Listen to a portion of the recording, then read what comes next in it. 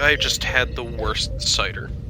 Just told them it was your fault, Grumpy. So, you know, that in mind, I'm switching over to game time chat. I mean, it usually is my fault. Is anybody surprised at this point? No, not even a little bit. Not even a little bit. So.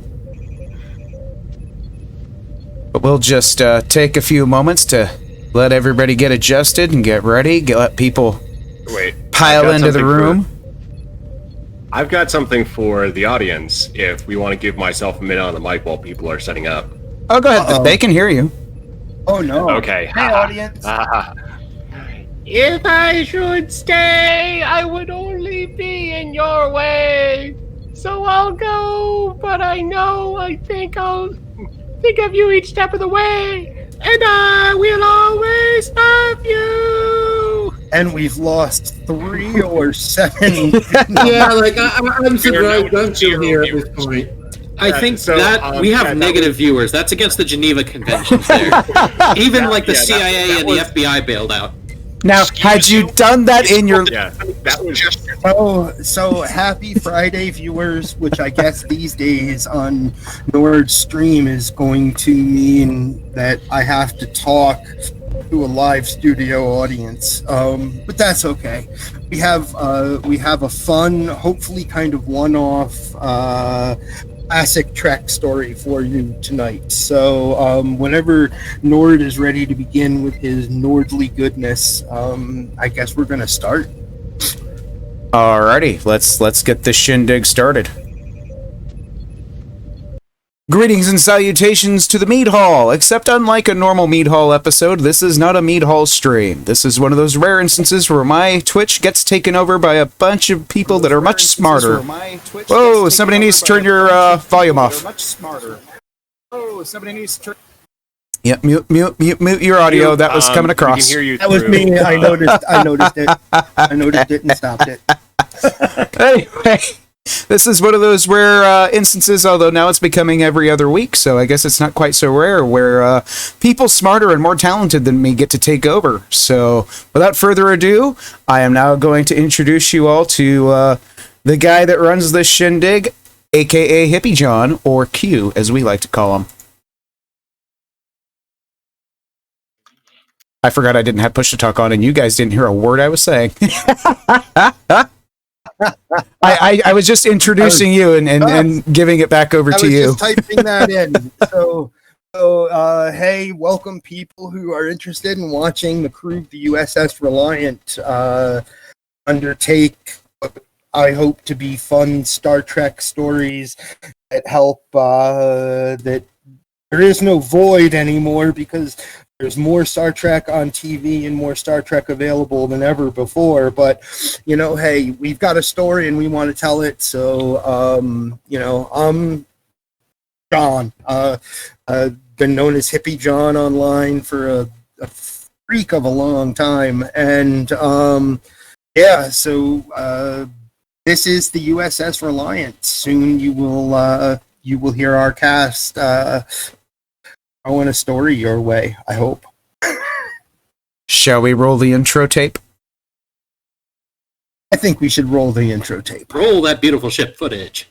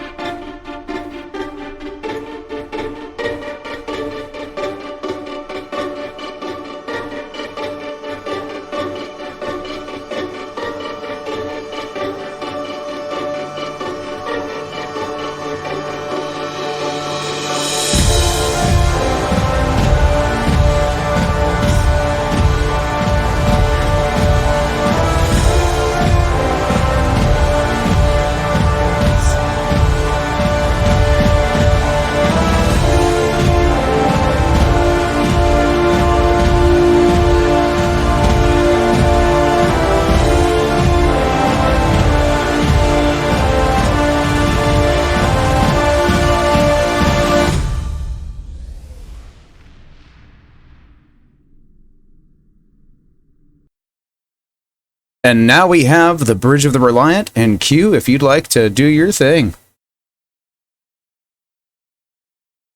Absolutely. So the crew of the Reliant, you just saw some of their names during the intro. We have Captain Marcus Graves, who is played by Duncan Idaho, who is a longtime Foundry author and notable sketcher of tardigrades within the STO community. Duncan. Hello, and I'm completely surprised that we still have gotten away with all this. You know, me too. I have to admit, me too. Our first officer in the show is played by Kendra Lennis, who plays the character of Lieutenant Lennis Kendra, who is also a longtime Foundry author member of Starbase UGC. Can't remember the name of the show that you and Cast and the captain did once the weekly prime time was done. But Lennis has been around the Foundry community for a long time. You did. Buddy. There she is. We have I'll introduce the medical staff. We have ship's doctor, a Starfleet protege, a friend of ours on Twitter, and decided that he wanted to join up with this crazy bunch of storytellers. That's our friend Nick, who plays Dr. Eli O'Connor. I'm Dr. Eli O'Connor, and yeah, I'm responsible these days. It's the price you pay for being successful. Oh my goodness! And the host of the host of this whole stream, so you can watch us have our adventures, the grumpy old Nord, who I don't even remember exactly how the two of us became friends, but we were friends on Twitter, and when I said I wanted to tell more stories with or without the Foundry, he was like, "Hey, can I tell stories with you?" And then, you know, he's now playing our counselor. Of all things, guys, him, the grumpy old Nord, playing a counselor. Doctor, or known as Chaplain Victor Waitley, because he also oversees the All Faiths Chapel. Yeah, very, very out of character for me, playing somebody who actually cares about others, isn't it? Hello, one and all, and yes, this merry band of fools has become a good group of friends that I enjoy doing this all the time with. So it's very awesome that we get to share this with you live now. I'm very proud of us taking this step and doing this. I'm still scared of us taking this step and doing this, but we have a pilot who studied science at the academy and really only kind of got into piloting as a as like an elective course during the academy, but ended up being the ship's pilot.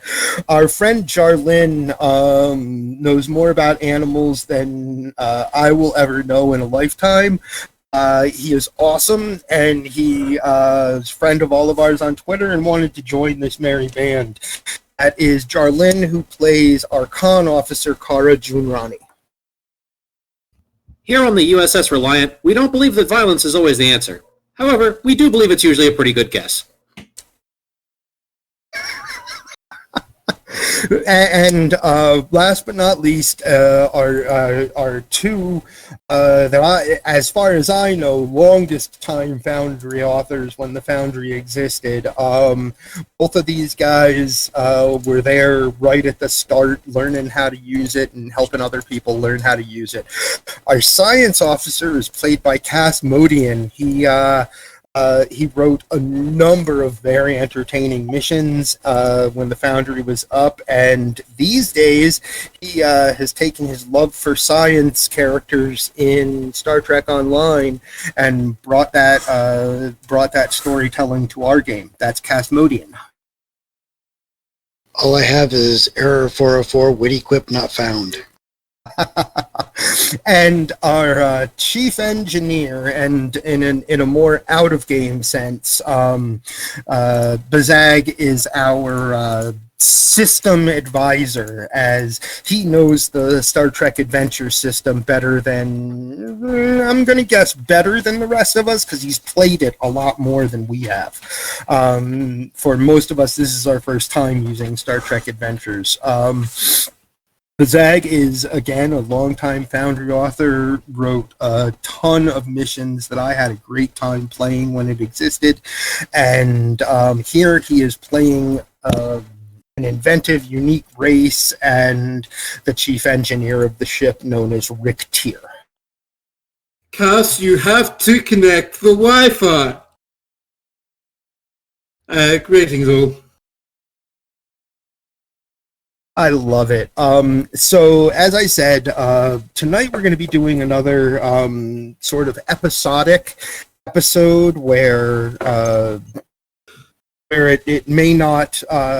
It's just more episodic, and that is what it is. At the end of the last episode, we left the Reliant with a new piece of technology that at this point I'm not sure, but some members of the crew were suggested to have access to it. And we're going to pick up in space. The Reliant has one stop to make before returning to its normally assigned exploration mission. And that stop is at K7. It's not even a long enough stop that anybody is going to be able to leave the ship and head over to the club. It's a stop to transfer a couple of junior officers off of the ship, a few new junior officers back onto the ship, and Larissa, the ship's chief tactical officer, and a Xindi reptilian will be returning to the ship after her mission to Otha, which was part of the Klingon War, but as she's an NPC, we didn't play it out where everybody could see. And that's we're going to be picking up with the Reliant in space, having dealt with the number of things that had needing to be dealt with during the last few weeks of gameplay.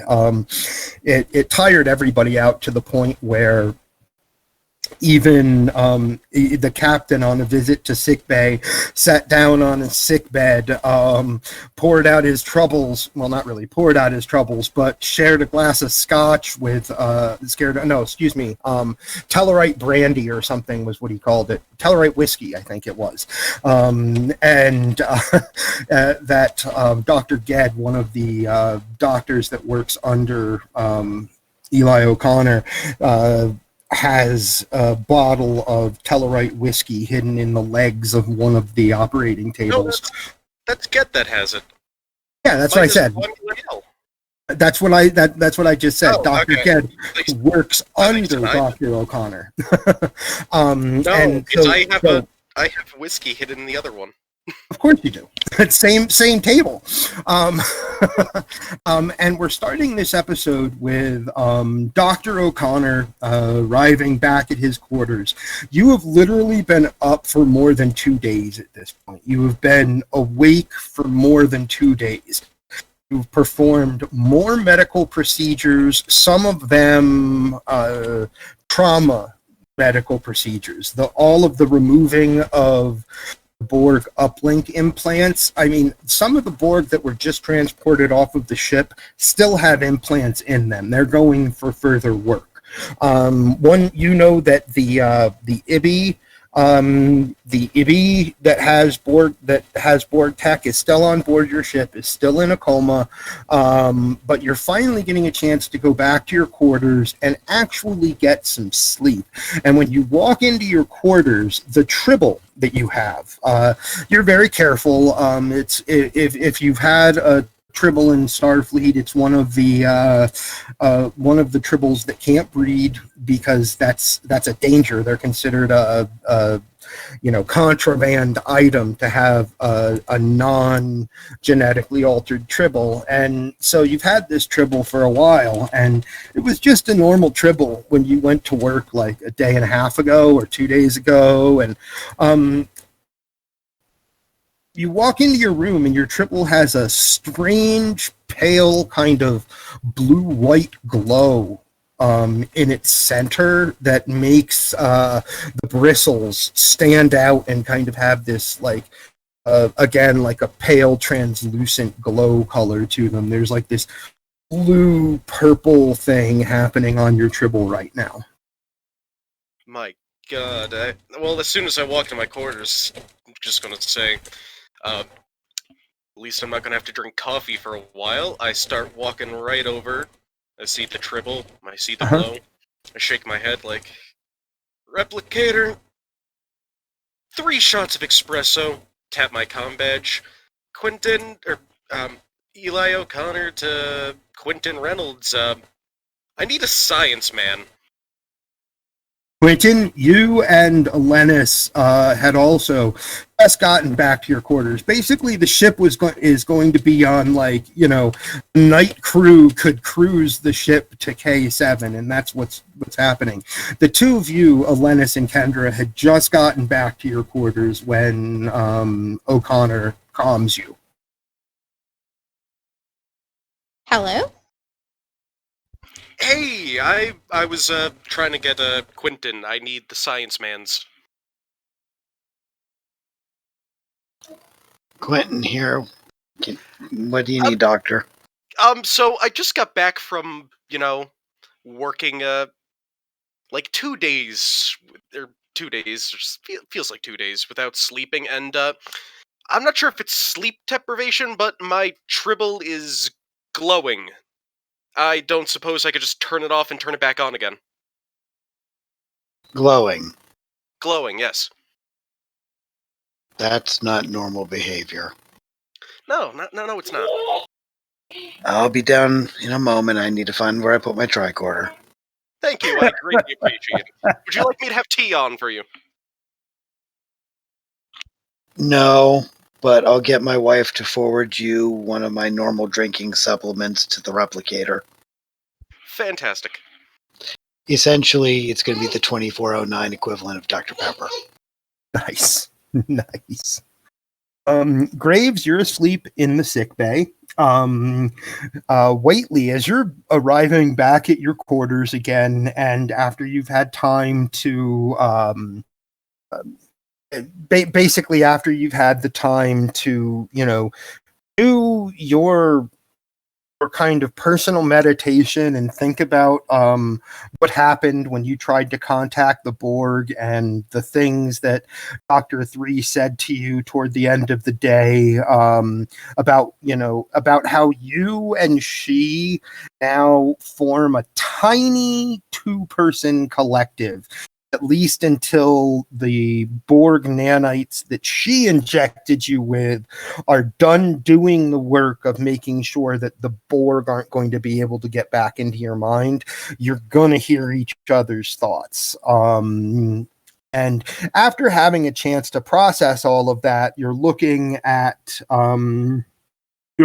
things you've got coming up the next day or so, because the next day really is going to be getting you guys back on your normal exploration, getting you back to your normal assignment. And you see that that Dr. 3 is recommending that you keep an opening in your schedule for the medical team's report of when the majority of Borg tech will be removed from the Ibian sickbay, because she believes that there is not going to be anything that she or O'Connor or Ged, or she's honestly any other member of the crew besides a counselor, going to want to talk to when she first realizes what has happened and where she is and what's in her mind. So she wants you present in sickbay when they're going to wake her up after the Borg implants are removed. So to please keep space in your schedules for that. Do you have any response or? He just thinks back at her, acknowledged. cool. And I like that you guys have a two-person a two-person little tiny collective right now. And as well, we have Kara arriving back in your little quarters. And Nala is there waiting for you. And you realize as you kind of step through the door of your quarters too, this is kind of a pre-credit scene of us seeing all of the members of the Reliant staff looking like they've just been at work for 2.5 days. And what does Kara do when she steps into her quarters after that? After everything that happened. After she's had herself restored and she's no longer a deflated Cation beach ball, she staggers forward 2 steps and passes out directly onto her bed, whereupon her dog crawls up and lies down next to her. Oh, I love that scene. That's awesome. And our final scene is where, for the first time at the end of this pre-credit sequence, going to see how Ryk'tyr lives. How does Soar live? What are his quarters like? Because he's arriving back at them right now, Baz. After 2 days of because you went right from dealing with stuff in Karat to dealing with a temporal mission that took you to the 23rd century. Right now in his room, we open up and see the doors open, and there's a lot of plants in there. A lot of nature. Like, there's not really. You sort of might expect it to be, like real structured, real everything set away, books and technical, but it more so feels like more like a mini jungle than anything else. Ooh, I like that. The bed, there's like these tropical kind of like large leaf plants, just sort of like a matting, nothing particularly. More like a sort of like a bamboo matting. Nice. But Rick just sort of sits down on the bed, and he doesn't just lie down. He just like takes a moment, and takes a drink, and then goes to bed. So it takes a moment to just realign himself a bit, I guess, and then goes to bed. All right. That is after that we would see our opening titles and our credit sequence and everything. And when we came back from having the opening titles and the credit sequence and whatever commercials we're going to play, after we came back, we would pick up in Eli's quarters. Quentin, you have your tricorder, and Eli is not hallucinating. His tribble has a glow to it. It's strongest in the center of the creature, but the glow stretches out through all of its little furry spines, and they all have this kind of translucent blue aura to them now. You may make a science check. Let me bring up Quentin's character sheet. You may make a reason science check, which for you is a 15, and unfortunately, none of your focuses apply, so your critical range is still just a 1. Not even. Oh wait, my if there's not a book about it, I'll write it. Isn't a focus, is it? Right. Oh. We get to 1 success and 1 complication. Okay, I can go with that. 1 success and 1 complication, because you guys do not have any any momentum built up yet. So you can tell immediately that the tribble is on your tricorder shows you that on a genetic level, this tribble is infused with triolic energy. However, your complication is just a bit of a misread of what it's doing to the tribble. You're not certain the tribble exactly exists in this space-time right now. It's just a misread of the information that you're getting. You get all of the general, proper information of this tribble is a small, furry creature. Its physiology has been, on a genetic level, altered somehow and infused with triolic energy, which most often has to do with temporal nonsense. That triolic energy most often occurs in places or in situations where temporal fuckery has happened. So his tribble is, you're not sure whether it is tribble anymore, or whether it's a tribble from a different time, or what. Something weird is there and you can't pin it down, but you can, and that's the complication, is that you can't pin it down. But the success of the whole thing is exactly what it is. Triolic energy, and it doesn't seem to be hurting the creature in any way. But you don't know exactly what it's doing. Are you sure that it didn't do this before? I am absolutely positive Jeffrey hasn't done this ever. Jeffrey is different than other tribbles. Well, he wasn't before. He used to be nice and brown. Now I'm not entirely certain he exists in the same ship that we do at the moment.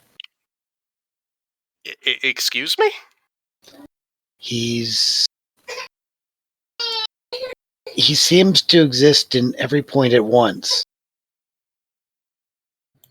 Like going warp 10. Sorry, that was out of character. Probably can say that in character. Do we? Probably Voyager's logs would be public. Yeah, whatever. It depends on logs of what. Anything not classified as public. Since we've seen a space lizard and outside of the Delta Quadrant, I'm going to guess yes. But yeah, Jeffrey's never been like this. A not too difficult leap of logic for the two of you is that the Reliant, even though no records show it happening, you're both keenly aware that you just went to the 23rd century.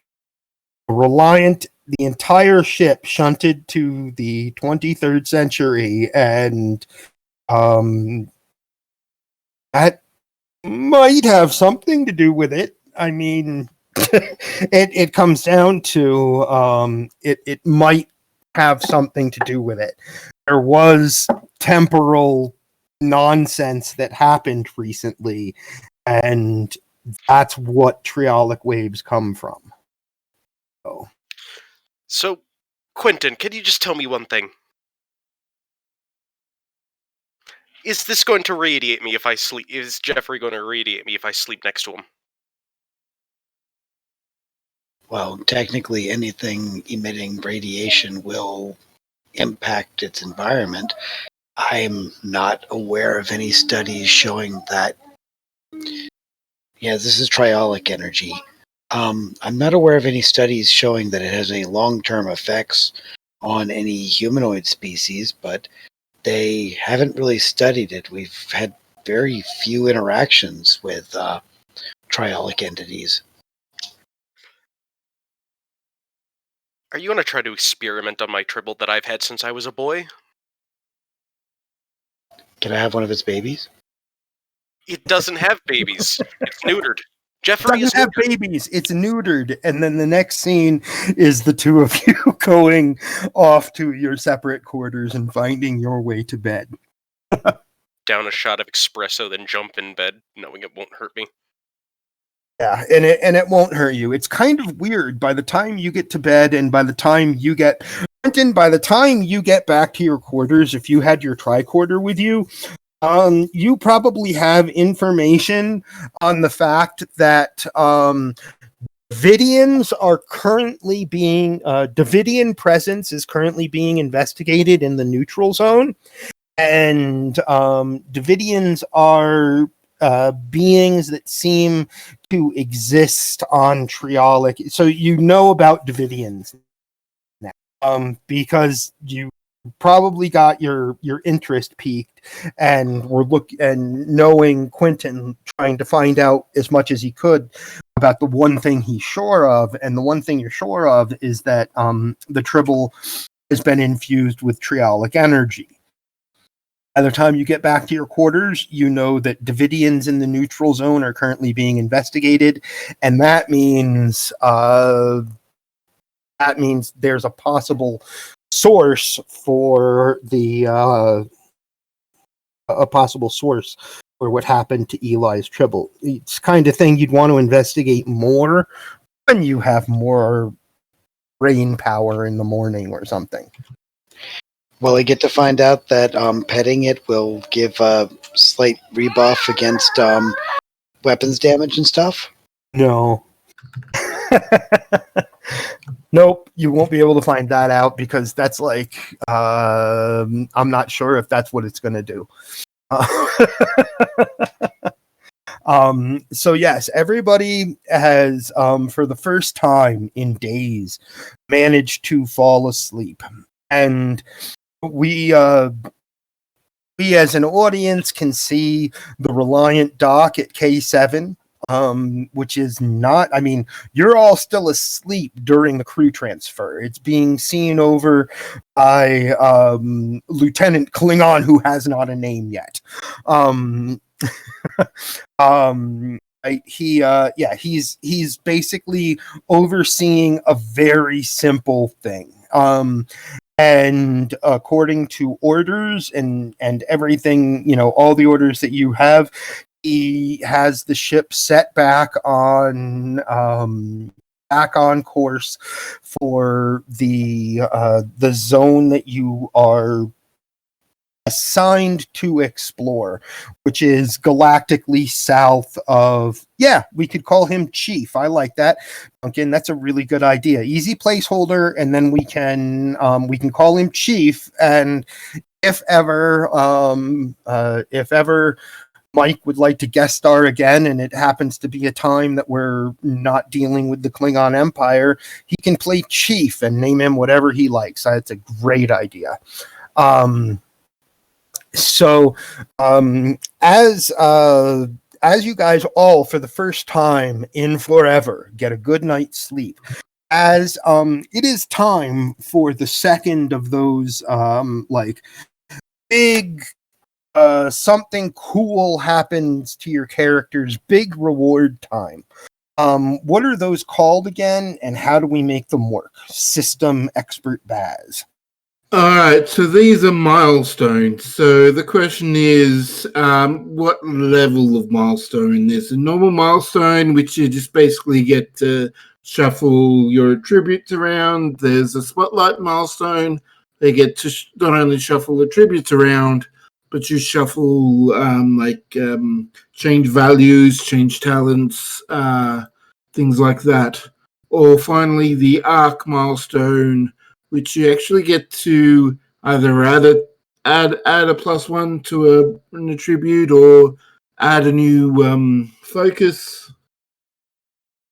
Okay, so this is the second kind. It's not a full arc, because the Klingon War is not over. Right? So with the Klingon War not being over, it's not a full arc reward.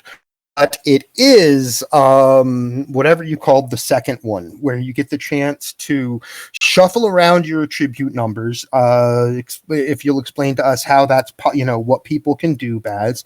And also, if you want to, what did you say, get rid of a focus and get a new one, or if there are any changes like that you want to make while you're sleeping, essentially, that is the place you have reached. You've reached a milestone in the adventures of the Reliant. So, what can they do, Baz? So basically, +1 and -1 from something else, as long as it's in the same attribute or not command, in the same discipline category. Okay. You can swap between any and put one in one, take one out from another, and you can also you can basically do that twice, or do one and then change your value or talent or focus out for a different one.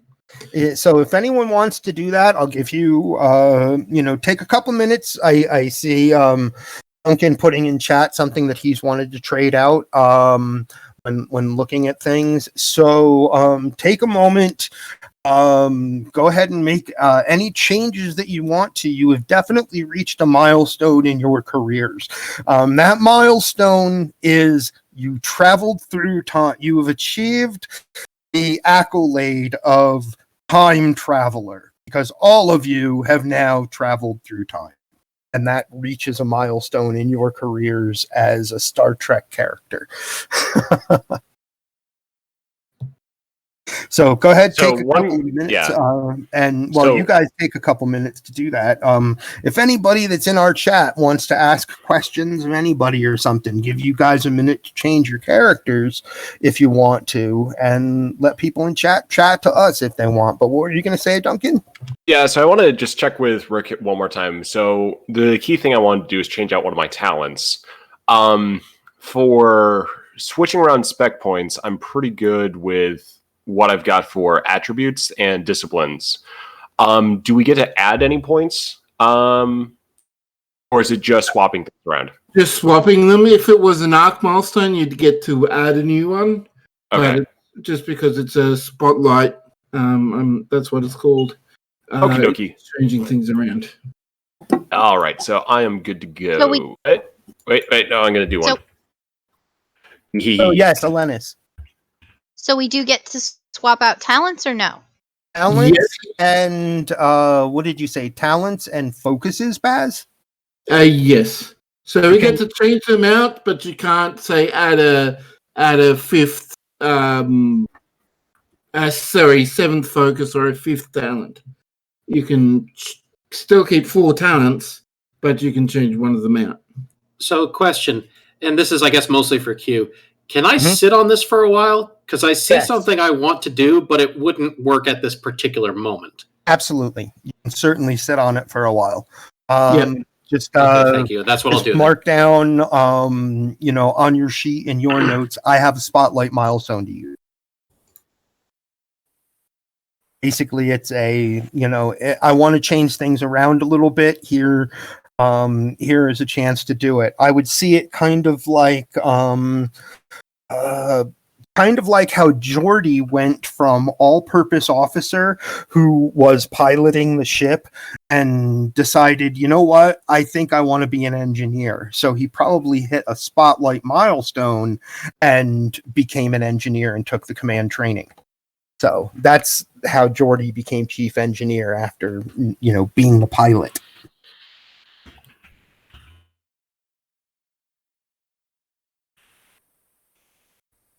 I don't think I'm going to switch mine right away because I don't have the brain power to go into a PDF editor and. Yes, so I've got a nice handy little link provided by the Modiphius people that I've just put in the Twitch channel, and I'll also put it in our Discord. Awesome. I'm in Discord now. To refer to, just go to talent overviews, and it's all split up by what type of talent it is. There's some racial ones. Great. There's That's a really engineering. nice link. I've made basically just the note on my sheet, which is all they'll be for now.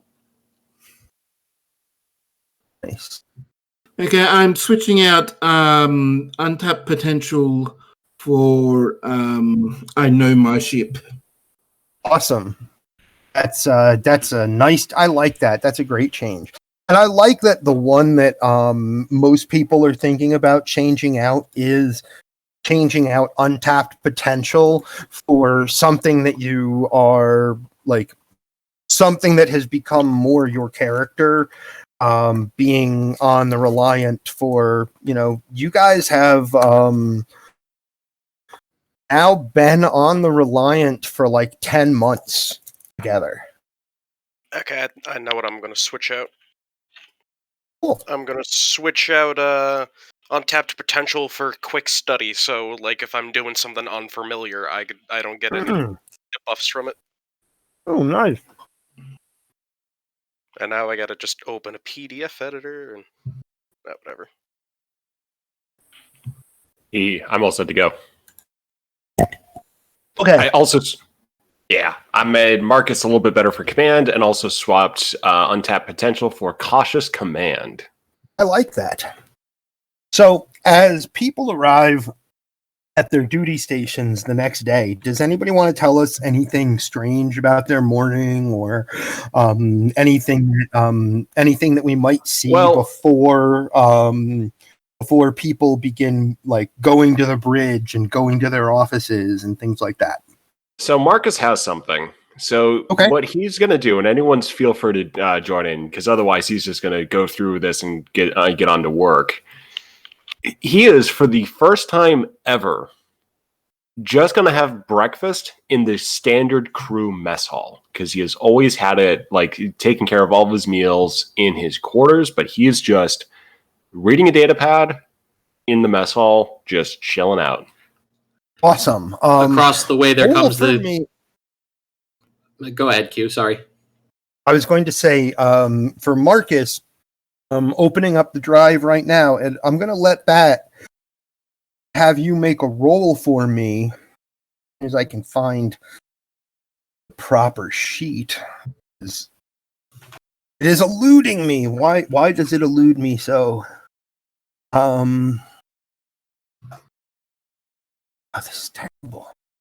I can't find Marcus's sheet anywhere. I'm sure it's there, but I assume also that you have it, Duncan. So what you need to roll is, and it's nothing that you're doing consciously. So you need to roll a daring command. I'm still looking for your sheet.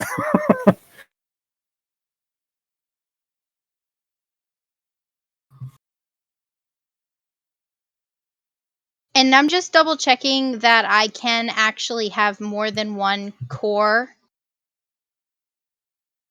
What's the answer? Yeah, core is just it's the rulebook that has come out from, so it's just a core from the core rulebook. So yes. Cool. Somehow it's not in the drive. I don't know why. So yeah, I'm just gonna switch untapped potential to diffuse the tension. Cool. Okay, I realized I was just muted. Hippie, I did pull Marcus Graves' sheet out and then threw it back in, so you might need to refresh the drive. Otherwise, that explains why I couldn't find Marcus in there. And there he is. Yeah, so it's a command daring, so target number is 16. Target number 17, according to what I see. Daring is 10, command 6. Yeah, 16. Sorry. Okay. I was reading control. So yeah, it's 16. Okay, so it's 2 dice, 2 successes. You notice that some of the crew who is in there are there's a combination of reactions to the captain, and Kara is often down there. And Kara, you know that as a member of the command crew, people people down here are super friendly to you, and a couple of the people in the piloting like team have like asked you a question here or there during breakfast.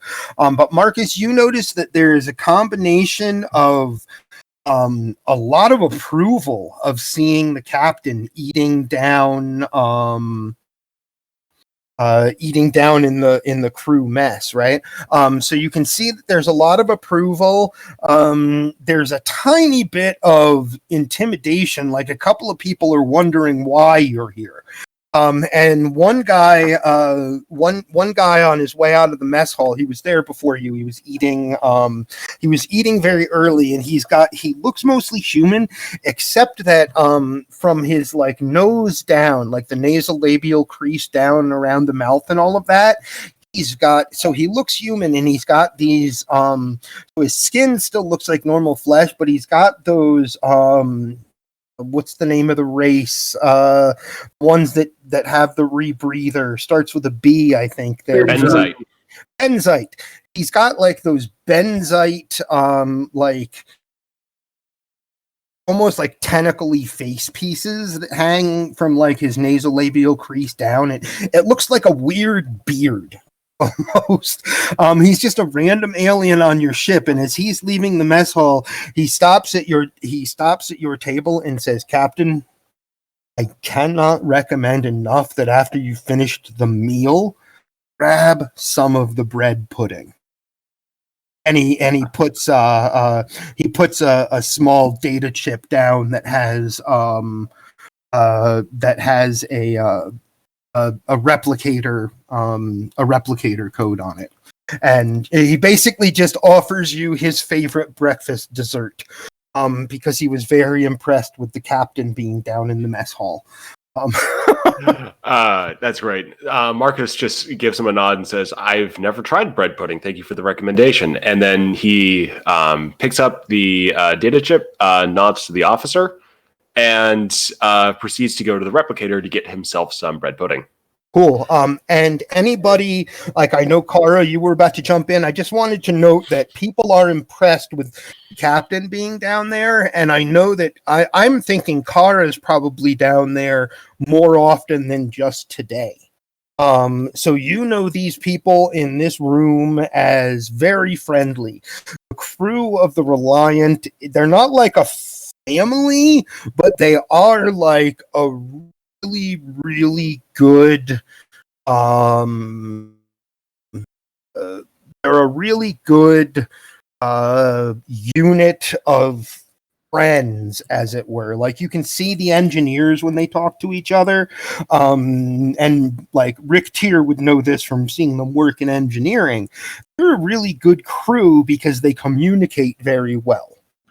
Yeah, if that makes sense. Yeah, Rick would normally be in the mess hall for breakfast as well, just having courage. All of you who want to be there are there, and I'm shutting up. I just wanted to note that at some point, someone offers the captain a breakfast dessert recipe. So have fun, guys. I'm about to shut up. Kara appears at the captain's elbow, almost like magic.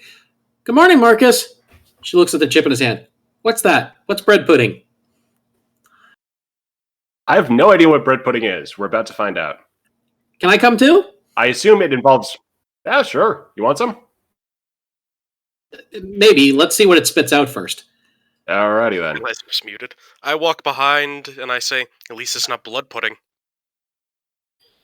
Oh, I know what Jury's that is. still out That's a on that type one. of sausage. Uh-oh.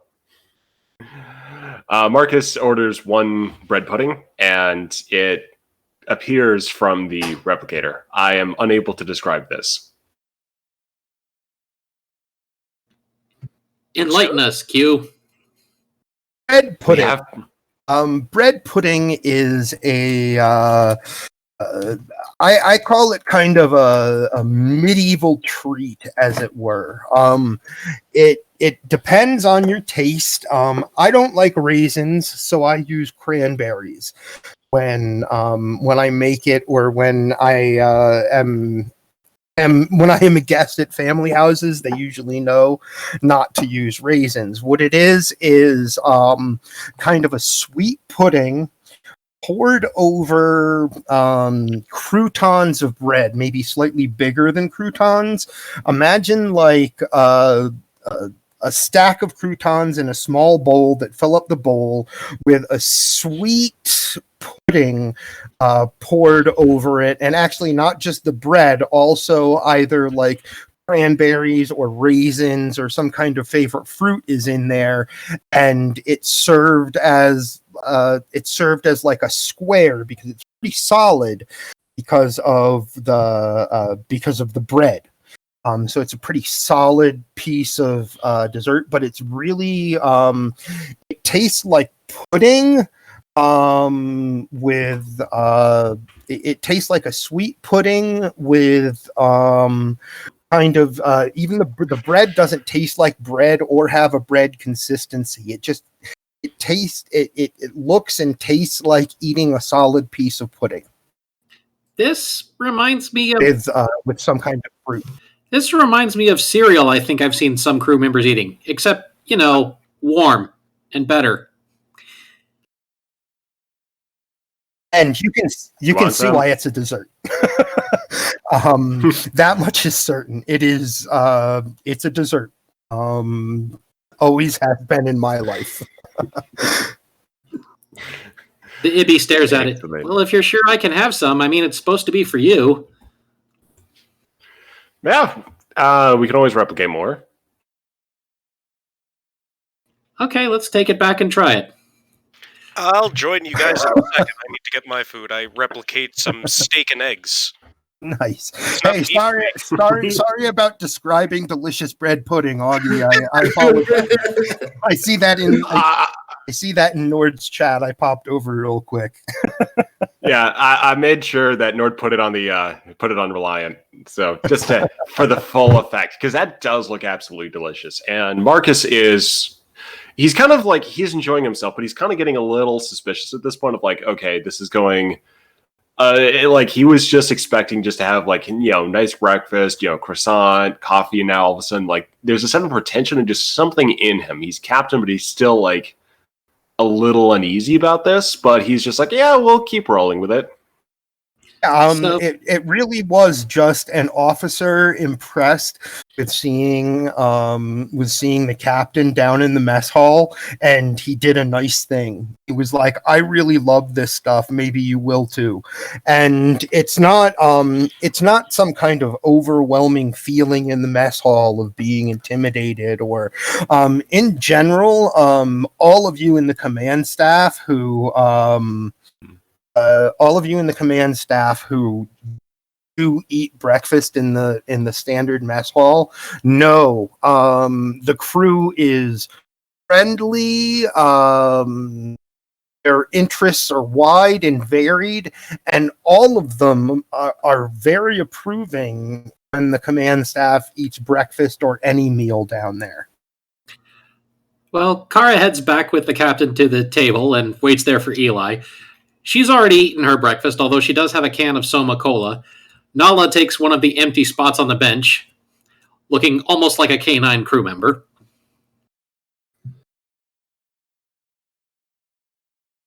Does Nala have a little uniform on? Nala has a collar with the Starfleet insignia on, but she doesn't have a uniform. That's awesome. So Marcus sort of reaches over, gives Nala just a little bit of scratch behind the ears, like he like more emulating stuff he's seen than actually interacting with the dog, because this will also be a new experience. Like, I think I can do this. Nala responds by moving her head and pushing against his hand in the way that she would like to be petted, kind of guiding him in position.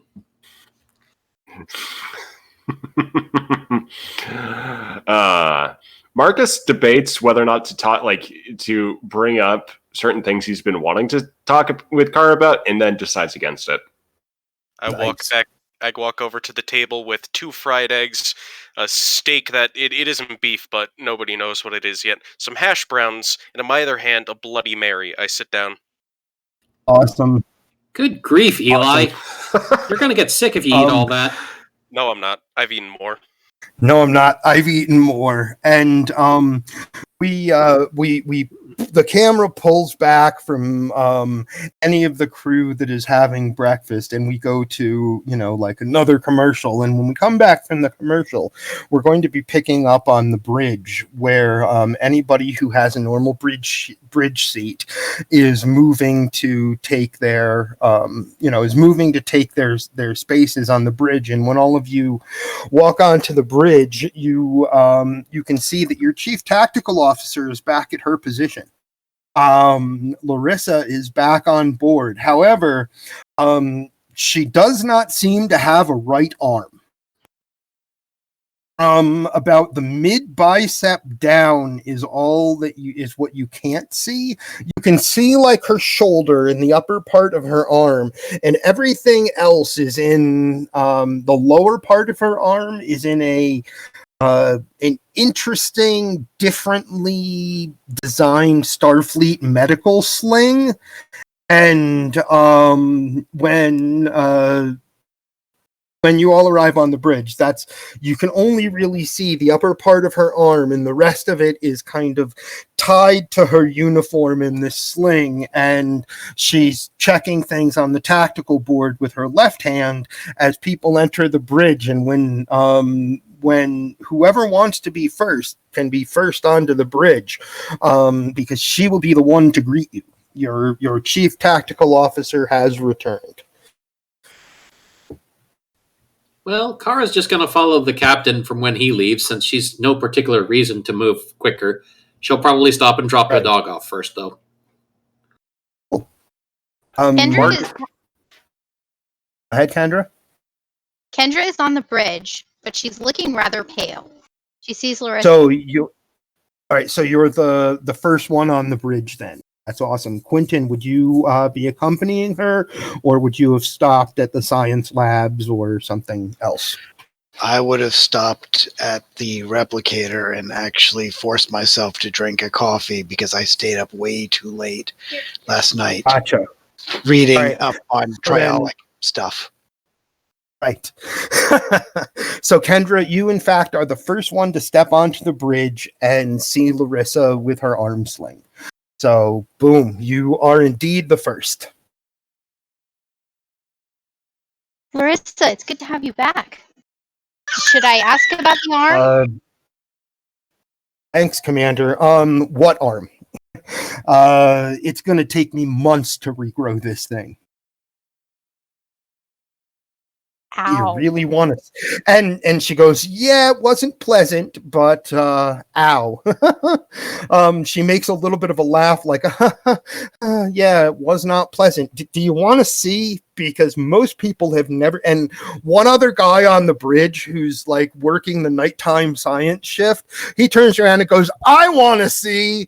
And she gets a smile on her face and goes, it's funny.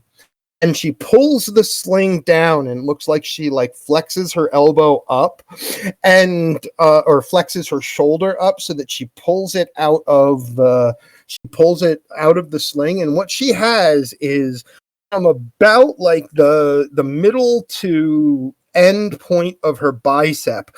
It looks like her arm was chopped off right there, and growing out of that is like 5 tiny finger-like things that wiggle a little bit. And she goes, "That's my hand right now." And the guy at Sciences goes, "Oh!" and turns back to his station. And yeah, Make a roll. Yeah. Yes, Deadpool baby hand. That is a Eli. That is a great description. She has Deadpool baby hand right now. Am I coming through? Yeah, I hear you. Make a roll if you want to. I don't know how to do the roll. It's for if I throw up or not. It should be it's for oh my. Where's Elenis's character sheet? There we go. It would be airing command. So you have a 15 in this. The odds are you're not going to throw up, but yeah, it's 2 successes. Well, I didn't actually Duncan. roll that. Yeah, that was. Oh, Duncan. sorry. That's looking at the last person. And then she like quickly puts it back into the sling and like secures the sling around the upper part of the uniform. She goes, yeah, very unpleasant.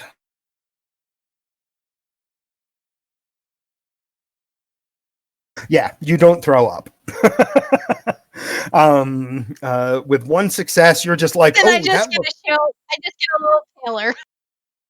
Yeah, you're just like, ooh, whew. And everybody else begins to arrive on the bridge. We're all taking your stations, and Larissa is basically going to say hello to everyone. She's like, hey guys, Klingon War, hell of a thing, huh? And anybody else who wants to ask about her arm can, but yeah, her arm is in a really weird sling as far as any of you can tell. When Kara gets a chance, she'll go over and gently hug her. It's nice to have you back, Larissa. Hey, she hugs you back with her left arm, and you feel like you don't see the fact that she doesn't have a right arm right now. You feel it when you give her a hug. Because there's no arm in that sling that's tied to her uniform. It's just to hold her other, like, half of an arm in place. So, Kara thinks for a moment. I wonder what's better, being able to regrow something like you can, or just having to have the doctor install something new. Then again, considering what the doctor did to me last time, maybe it's better to just regrow it.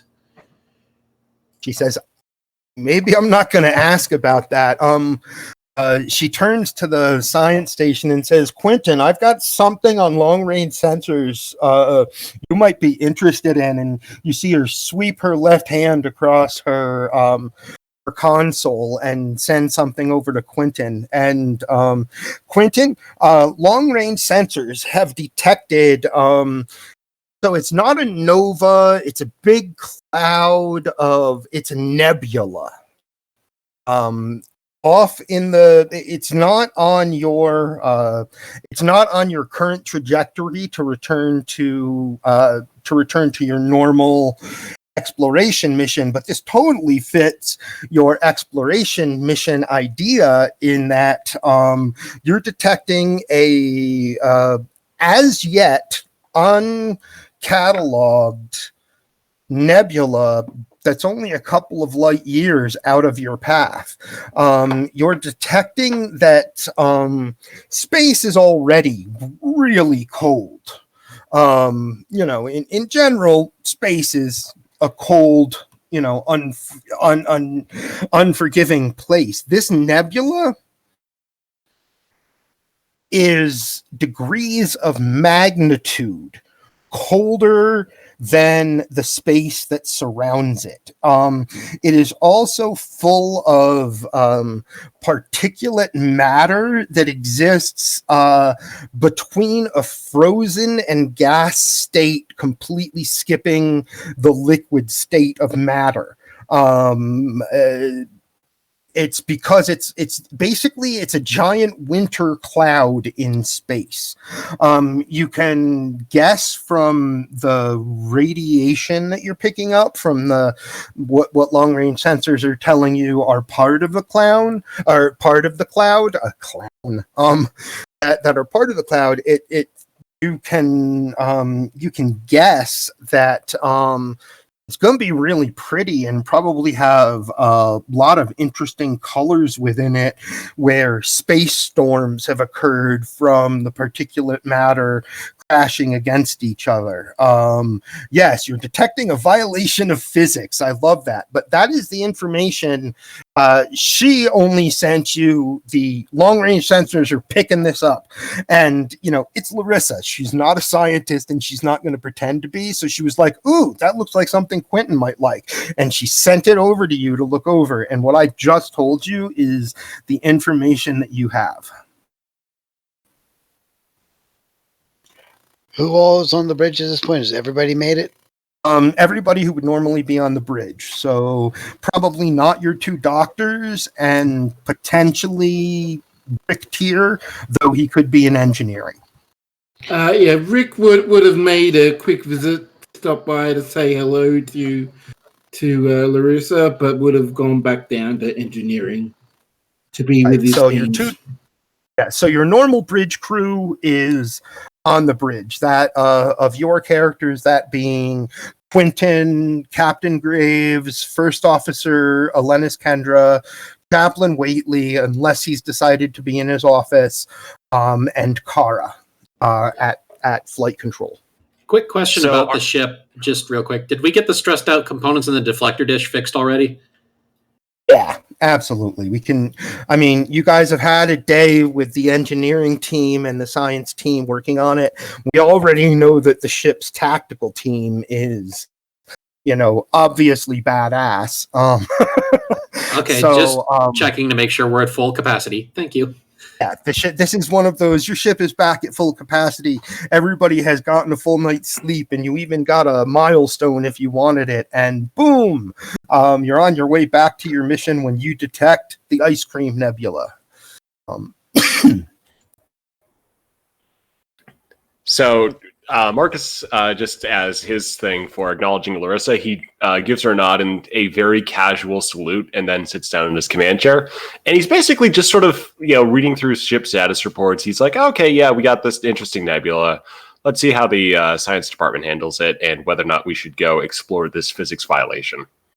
Yeah, whether or not we should go explore something that skips the liquid state entirely. Well, I mean, there is sublimation, which does skip the water state, but anyway. Well, Captain, I would like to at least send a couple of Class 7 probes over and say, I would actually rather take the ship's main sensors as close as we could to this, if it doesn't take us too far out of the way. And really, I want to fly through it. Let's send the probes first before throwing the ship into it. Yeah, you have my permission to launch a couple of Class 7 probes and escalate from there as you see fit. All right. Are you going to go ahead and launch your wonderful science probes, and how many? Oh, I'm going to launch at least 3. Did I ever get my complement of probes replaced after they gutted my storage for all of that medical stuff? That's what happened at K7 last night. You got your normal stuff back on the ship. Oh yeah, we're throwing 6 Class 7s into there. 6 Class 7 probes at it. I love it. That way I can get a good 3-dimensional view of a large part of the. Okay, you've pulled down Quentin's character sheet from the drive. Did you put it back up? Let's see. Kara hisses over at Quentin. There should be Quentin too. So Quentin, really quick, you need to make a reason science check. So it's a very good one for you. 15. So Kara, meanwhile, hisses over at Quentin. If you send that many probes, he's probably not going to let me fly through it. So yeah, your number is a 15. You may make a roll. 2 successes. With you send out a number of scientific scanning probes, and what that ends up doing for you is creating triangulation. You send them to the exact right point so that they can connect with each other and triangulate and get better scans, and it is everything that you thought it could be. There are beautiful patches of radiation that you can study to see potentially why the radiation is making a physics violation happen. The state of water is completely being it doesn't exist. There are some in the nebula, but it's not. There are a lot of particulate matter that don't seem to have a liquid state. So you're like, the radiation could help explain that based on the preliminary data you see from the probes. And the probes pick up something else in the nebula. It is on repeat. It is automated. And it is a distress signal. And it is very weak. However, it is being broadcast on an ancient Starfleet technology, not modern communication technology. Is not what is producing this. You doubt, without your probes, you wouldn't even have picked it up if you weren't right next to or in the nebula. There is some kind of old Starfleet signal emanating from that nebula, and it's a distress call that is on repeat. Captain, we have a problem. Aye? There is an old Starfleet distress signal emanating from inside of the nebula. This is not a new signal. Can I tell if anything in the nebula is causing interference that would limit its ability to broadcast? Or is it just on such a low band that it has a short range? It is something in the nebula. We can use the we can use the technobabble generator to come up with what kind of radiation, but there is a radiation signature in the nebula that would completely, I mean, it will even limit your communications capability should you go in there. You do know that the broadcast is coming from the USS Rylander. 1011 is its NCC 1011. USS Rylander. It is listed in Starfleet records as a Galaxy class that was a contemporary to the USS Enterprise 2363-64-ish. Lost in 2364. Didn't you say it was an ancient frequency they were using? That's 100 years ago, so maybe not ancient, but that's next gen era communications tech. So it's at least 3 generations, technologically speaking, before where you are now. Likely more than 3 generations. I was gonna say that's only about 30-40 years tops. Yeah. Really? And the registry number. And the registry number is not correct? I'm just going on what I grabbed online really quick. Oh, if you're finding it like online, then that's cool. But you said it was like 1011 or 01? 1011, yeah. Oh, okay. Yeah, I didn't have an extra. I didn't think about the extra digit. So okay. I will offer. If you take a suggestion, it could be an Archer-class scout, which would be roughly the 2260s. I like it. I love it. It is an Archer-class. Crew complement of 12. Awesome. It is a small Archer-class scout vessel that is broadcasting on communications technology that is what? Almost 200 years out of date. It would have been at least a duotronic circuit system, so they would have been using basically TOS era tech. Yeah. So that is the reason that the signal is so weak. Were they not in that nebula, their signal could have been picked up from a long way away. But like I said, even your ship would have difficulty cutting through what will happen to your communications in there. So, pardon me for, just peeking over your shoulder, Quentin, but could we rearrange those probes like sort of a daisy chain to get a signal out if we needed to? I don't see why not. Should be easy enough to set them up as relays. Have to reconfigure the subspace transceivers, but that should be software, not hardware. Because then we could dive into the nebula if the captain was nice enough to tell us to, and we'd still be able to get a signal out if we needed to. It is worth pointing out that Starfleet does basically have this whole set of rules about responding to distress calls where we kind of have to. Yeah, we gotta look into this, but I do want us to be careful about this because we do have an unknown anomaly and a ship that is quite ancient. So let's proceed with considerable caution on this. I don't want to lose the ship just poking around.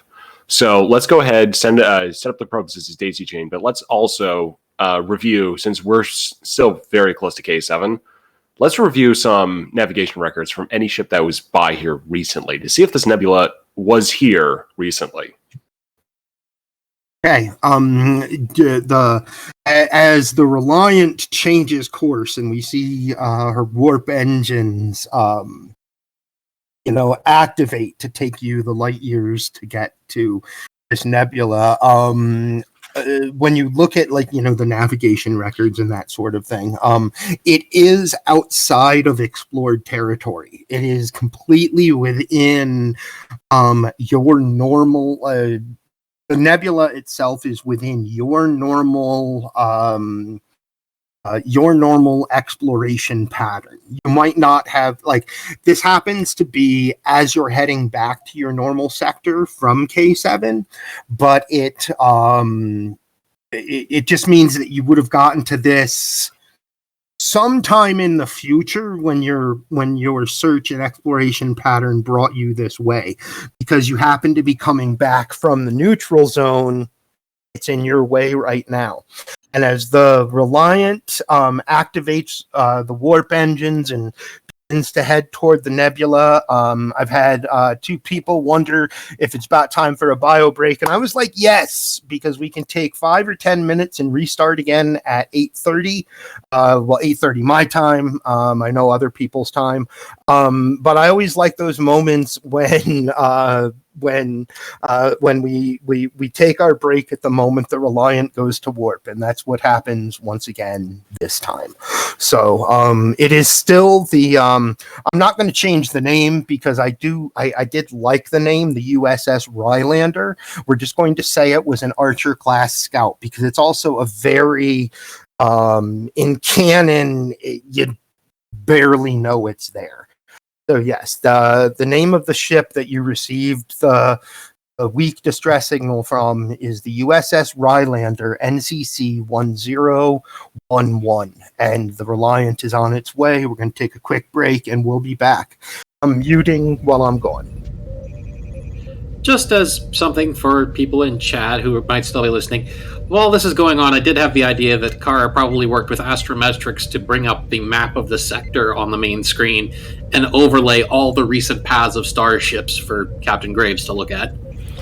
And he's just going to look at it like, oh, yeah, this is probably been undiscovered. So let's take a look.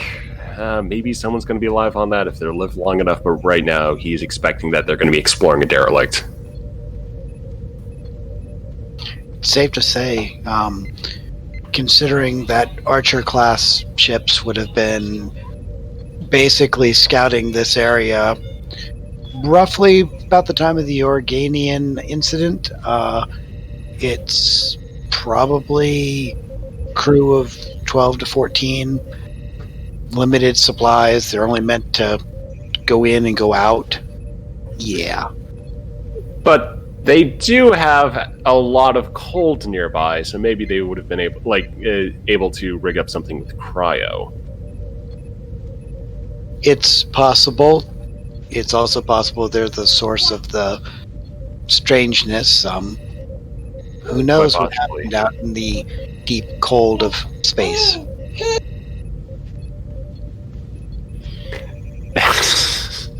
If Lieutenant Tardigrade was on the ship, he like flying through the nebula, he would have gone out to the outside of the hull and tried licking it. Well, Guys, then I guess it's a good thing he's not there, because I really don't want a scene with Eli in a spacesuit trying to chisel his tongue off the hull of a ship. I'm back, and I'm I back just love also. what the star arrived back with. I'm back also. I just wanted to tell Mark in chat that he had a very, very good observation about the fact that in no atmosphere with low pressure, oftentimes water anyway will be prevented from entering its liquid state and therefore just evaporates. So like ice will just become gas. And I was like, that actually existing as like a physics breaking thing is a cool thing to throw into a Reliant game. So I had to be like, that's a really good observation, Mark. well, I like when people think scientifically. So dry ice also does well. Like when you freeze CO2, it does the exact same thing. So you have it, and it just sublimates directly into a gas. Just a question: is there like a special interrupt the GM button? Because while you were doing all the whole thing about bring up the navigation routes, I was kind of thinking, ooh, that's the thing Kara can do because she works with astrometrics. Yeah, the button to interrupt the DM is you like Q. I can do something here. Okay, so I should really just go for it then. Yeah, you should really just interrupt me when you're like, yes, Kara could totally figure out how to get us there and that kind of thing. And in fact, when we come back from break, that would be best first information to be getting, is because that's what would we could make a roll for Kara to see what she would have gotten. As far as, no other ships that have basically, looked in this area were survey vessels, and there were no, long-range sensors ever put on that area of space kind of thing. So you literally are going my idea was just put up a thing of the sector that we were in with, the nebula highlighted, and then have these little lines going back and forth for all the recent ships to have come by, and then Graves can just look at that and go, yeah, nobody's close to this. I love it. I totally love it. But yes, the interrupt the storyteller button. It looks like everybody's back, by the way, which is, wow, we're back in 6 minutes. Man, people have fun with this game, I guess. We're all back in 6 minutes. Definitely, let's pick up with Kara's report on what we have as far as information about ships that have gone near this. The truth is, the answer to the question is, you are about to go where seemingly only the USS Rylander has gone before. So I guess the problem is I'm a little less forward than Kara is, but Kara basically takes this opportunity to get all the information she can on Federation ships, as well as anything that would have communicated with the Federation, to see how close anything's gotten to the nebula. All right, well, let's once Nord gets us back up, let's if we can make a roll for it, if you want deeper information, or we can just go with the report when you get all of the basic information. So I'll make a roll. How bad could it be? You could get 2 terrible 20s and have complications. I don't know. Yeah, but I like the idea that maybe if I did that, maybe like there's a blue screen of death on the main screen. Okay. Are we back? I crashed the computer. Are we back yet, Grumpy Man? Oh, we are back from our somewhat quick, bio commercial, get water, do everything you need to do break. And we pick up with Kara's report on ships that may have had any kind of interaction with this area of space and any previous long-range scans of this nebula, of which there are none, like I said. So you can report what you know. Yeah, sorry, I was just looking up, what the role would be for getting more information. Mhm. It looks like that would probably be maybe Insight and Con? Yeah, that sounds really good to me, actually. Insight and Con makes a lot of sense. So, One success, in your case, almost a complication. one I'll let, but 2 is the general. This is like a big, normal success. With 1 success, you can tell what I let you know during the break, which is no ships that have come through like normal trade routes and routes through this sector wouldn't have brought any survey ships with long-range sensors pointed in that direction. This is an unexplored area of space that is galactically south of the claimed Klingon Empire territory, and it is what you guys are detecting, not gigantic, but a big icy nebula cloud, a very cold place in space. Here's the information I could find, Captain. I'm not sure this is everything, though. There might have been some under-the-radar ships coming and going, but it still doesn't look like anybody would have been near this nebula, sir. Understood. Any changes in the nebula as we've approached it? You detect none, Quentin?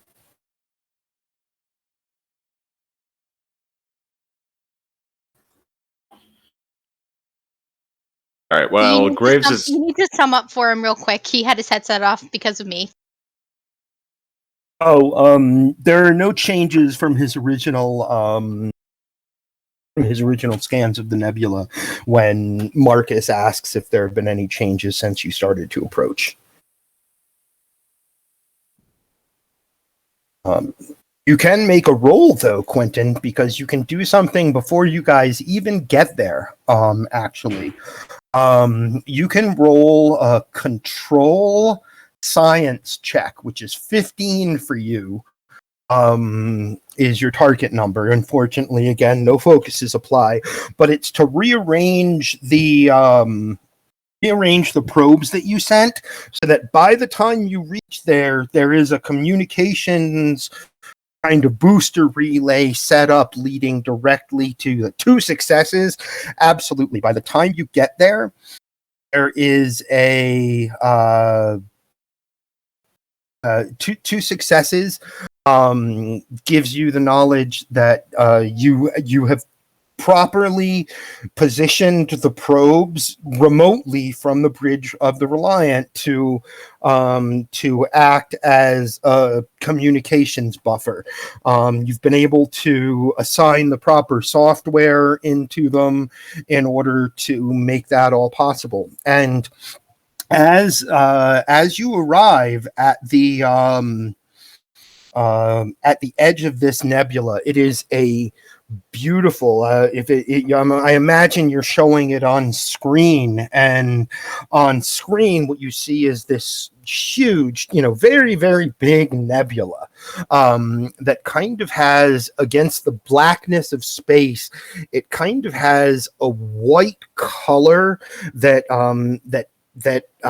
makes an aura around the outside of the nebula, and it looks like a giant fluffy cloud almost that you're approaching, and the colors on the inside look like they are generally like whitish in color, but you can tell from your scans, Quentin, as you're approaching, there are places inside where some of the particulate matter smashes against each other, a natural space storm or movement of space and radiation might occur, and all throughout. Imagine if that white were like a canvas that a painter could paint on, and almost like some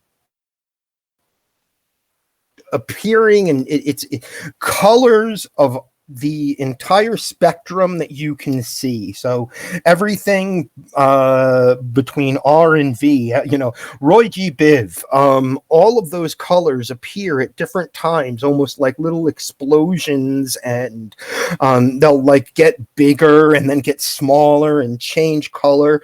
And it really is a very beautiful nebula as you approach it. And the communication signal is on repeat. This is I was going to say Detmer, and now of course no, Detmer came into my head because I just watched Discovery.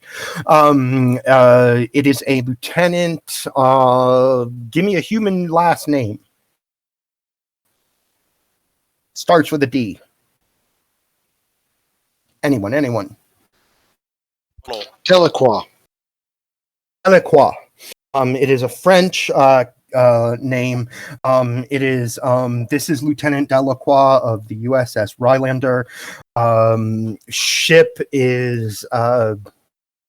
Ship has encountered a biological. What would she call it? Ship has encountered a biological plague.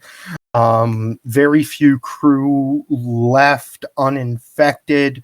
Have secured ourselves on the bridge of the ship, requesting assistance from any vessels. Primary power systems offline. Life support could go next.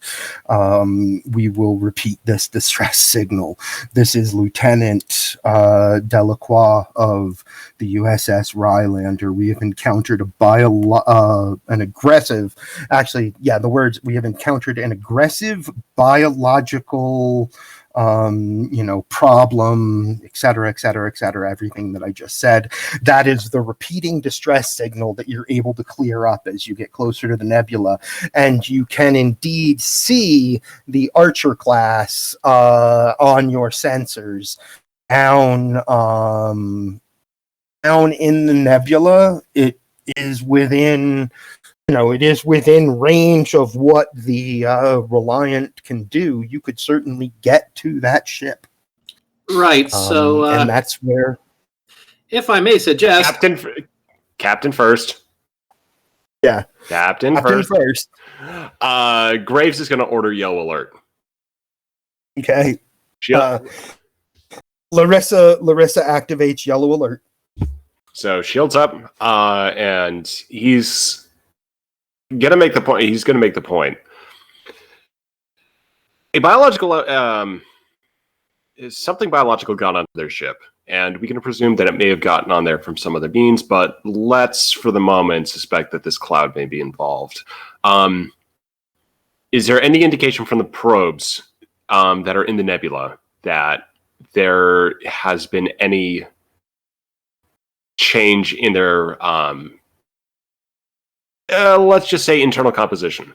Quentin, make a reason science roll, which is a 15 again. You have a lot of good numbers to roll tonight, so you got a 15 on this one. Quentin is AFK. Should we have someone else roll for him real quick? Yeah, Kendra, roll for... She's also AFK. They both went. Okay. Sure. I'll roll 2d20 for them, and we can tell them what knowledge was gleaned when they come back. There's no space, right? There's no roll. Oh, and Oakley's on board. What's that? Oakley has come on board. Oh, awesome. Hey, Oakley. It's good to see you, man. So Quentin got 2 successes. We'll tell him that when they return. The information that he gets needed a normal success, which was 2 successes. The only difference in the probes since you dropped them into the nebula is that, and it's not a problem because of the way that they're built, they are moist. Hate that word, but it's the only way to It's the only way to describe that being in the nebula has made their hull essentially wet. So, well, this is going to be a question that, or I don't know if I want to spoil it. I might just post in chat or directly to. So I know what episode this is from. Would Marcus, from his Academy trading, know what's going on in this episode yet? Neither of the incidents are something that Starfleet cadets would necessarily study outside of, I have an interest in this weird thing that happened to two enterprises a decade apart. Okay, so it wouldn't be part of like the great failures in space course. Okay, so sounds good. So yeah, he's just got like Marcus is just going to proceed with his normal level of suspicion of the situation. We've got a ship that apparently is just in this nebula. It was succumbed to a biological entity. The two could be related, but he doesn't know that yet. You do not know that yet. True. Waitley, where you guys are now, hold on real quick, because Waitley needs to make a roll. Because you guys have arrived at the nebula. I was waiting till you got there. You need to make, Nord, you need to make a presence command check. And this will be a 14 for you. Your psychology applies, so 4 will be your critical range. Anything below a 4 grants you a critical. If I remember correctly, the complication range comes before the critical range, yes? No, critical range comes first. Oh, okay. And I haven't spent, you guys may notice I have not spent any threat. I still have 14 on you for later. Well, there we go. We just got some momentum, it looks like. You guys got 1 momentum. That's a beautiful thing. You have a little now. The information that you have, and then we're going to go to what Kara wants to say here. The information that you pick up as you approach the nebula is that there is a very weak living being on board that ship. It is not even really conscious, and the only thing you can pick up is that there is a subconscious need to live. There you go. That's the information that you have approaching the nebula because of your betazoic, abilities. There's something alive on. Yeah. He turns. There's something alive on that ship that wants to live. Let's let Kara say what she says, and then everybody can introduce the information that they have. Kara, just going back to our normal thing, simply hears the word biologic and says, "Okay, nobody touch it. Nobody touch it. No beaming over. No." Larissa says we may need to beam over. There's Starfleet tech on board that ship that, unless we can tow it, we might be able to tow it, Captain. That's kind of what I was thinking. Get it out of the nebula. Can we use the probe? Do the probes have any kind of tractor beams? Not really. All right. Could we automate the shuttlecraft to pull it out? Kara, you know that answer is yes. It will take a little bit of time, and you'll have to work with Ryk'tyr to get the shuttles programmed properly, but yeah, that could be done. That could be done, Captain, but it would take time. It'd be easier just to take one of the shuttlecrafts or even the whole Reliant into range and pull the ship out that way. Let's just use a shuttlecraft. Probably best to avoid beaming, given the or at least until we have to. But yeah, I would approve taking a shuttlecraft over. But with full hazmat gear based on what we've seen so far. No, sir. I meant just using the shuttlecraft to tow it back out of the nebula, not really going on board. You should still have the hazmat gear just in case you need to make an emergency stop over there. Well, that works for me then. I guess I'll be reporting down to shuttle deck area, bay. Yeah, Marcus will also be informing the at this point the sick bay that we have this situation developing. So just everything I found out so far, including the transmission. Ryk'tyr in engineering, you get a note from bridge operations that an engineering team is needed to help reconfigure shuttles for flight into the nebula. Ship's chief of flight operations, Kara Junrani, will be in the shuttle bay to work with whoever gets there. Just as Kara leaves the bridge, after her last thing, she just says, "I speak language good."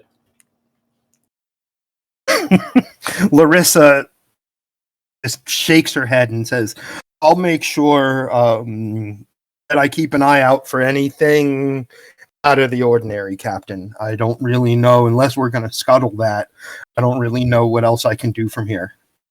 All right. Sounds good.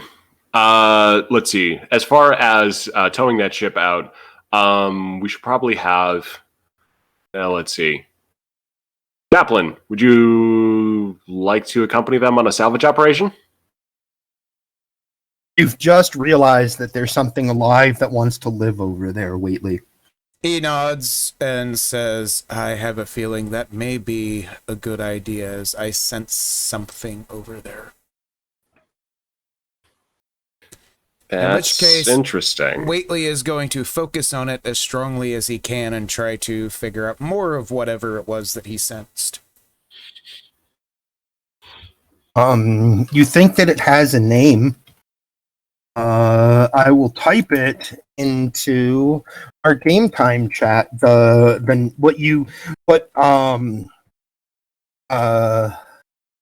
It is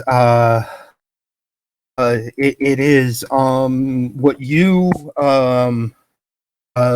anticipate in your mind as the way you're interpreting it's a very different kind of intelligence, but it doesn't want to die, it wants to live, and it's running out of things to eat. And I've posted in chat what you would relate to being its name. Waitley is Noki Lai.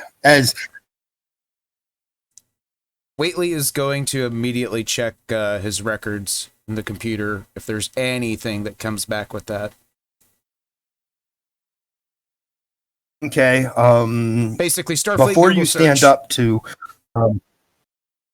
before you stand up to leave the bridge and go with the team, you're like send this to my pad as soon as you figure something out. And as the turbo lift door closes for you to head down to the shuttle bay, your pad beeps and you look down, and it's simply a rearrangement of letters and sounds.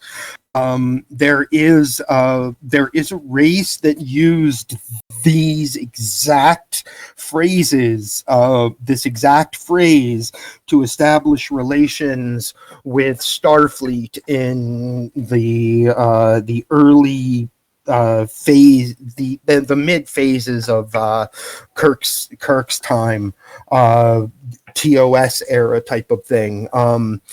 Noki Lai could also come out to No Kill I. You think that's its name, but it might not be its name. No, it was used by a race called the Horta to establish relations between itself and members of Starfleet. No Kill I is is what you know. Even though I like that when you I like that when you put it in when you put it in the way that I typed it in, it looks like it could almost be Loki in some way, right? Yeah. Your pad, a Starfleet Google search would pick that up in no time. No Kill I. So you think there's a Horta over there? All right. As I'm making my way down to the shuttle bay, I use my pad to send that information to Captain Graves. Cool. So we have Waitley, Kara and I believe Ryk'tyr, whose internet is acting like poo, down in the shuttle bay. And because Rick's internet is acting like poo, I will I will just say that he succeeds at this at refiguring the shuttles, and Kara, nice. I like that on the bridge at one of those auxiliary stations, Oakley, our resident exocomp, is like making every system on board, like plumbing, replicators, all of that, like run better. Oakley is just like, make the ship better. I love it. It's beautiful. Go ahead, Kara.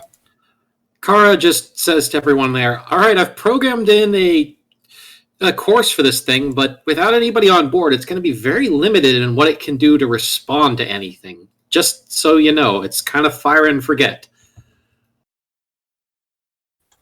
Here, I'm just looking at the away team. They probably should have some medical people on board. So bad idea. So let's just put it this way: would it be more interesting to send 3 or Nick? Oh, well, I was going to say though, never forget, Waitley is a trained medical doctor. It's just his right. And specialty. You are is also going to get a. You've got a request that comes up from security. Bryce has just looked at everything that's happening on his after he went through his own reports, and then he's like, all of this is happening, and he goes, he responds with a request to be allowed to pilot the shuttle so that it can respond if anything happens out there. He believes that as an android life form, he is probably immune to whatever effects the nebula had on the USS Rylander. Graves. Hey, welcome back, Baz. Graves is not going to argue with that, and he's going to approve that request. And he's also just paying sickbay to see if Nick or Eli, Ged, or 3 would like to join the away mission as well. Eli is just arriving on the bridge when he has to decide if he or one of his doctors goes. So, wait, Kara comes back over the comm issue. Are we changing the plan now? Are we sending people over there? I thought we were sending an unmanned shuttlecraft to drag it out. Bryce walks into the shuttle bay and he says, "I am no man." Nice Lord of the Rings reference, sir. Is Graves on the comm? Yeah, certainly. Certainly, because Kara was like, "Wait, are we going to send someone over, or what?" And because we're sending it unmanned, and literally Bryce walks in and makes a Lord of the Rings reference, and he goes, "Kara, I am no man. I can make sure we don't lose the shuttlecraft to an icy nebula."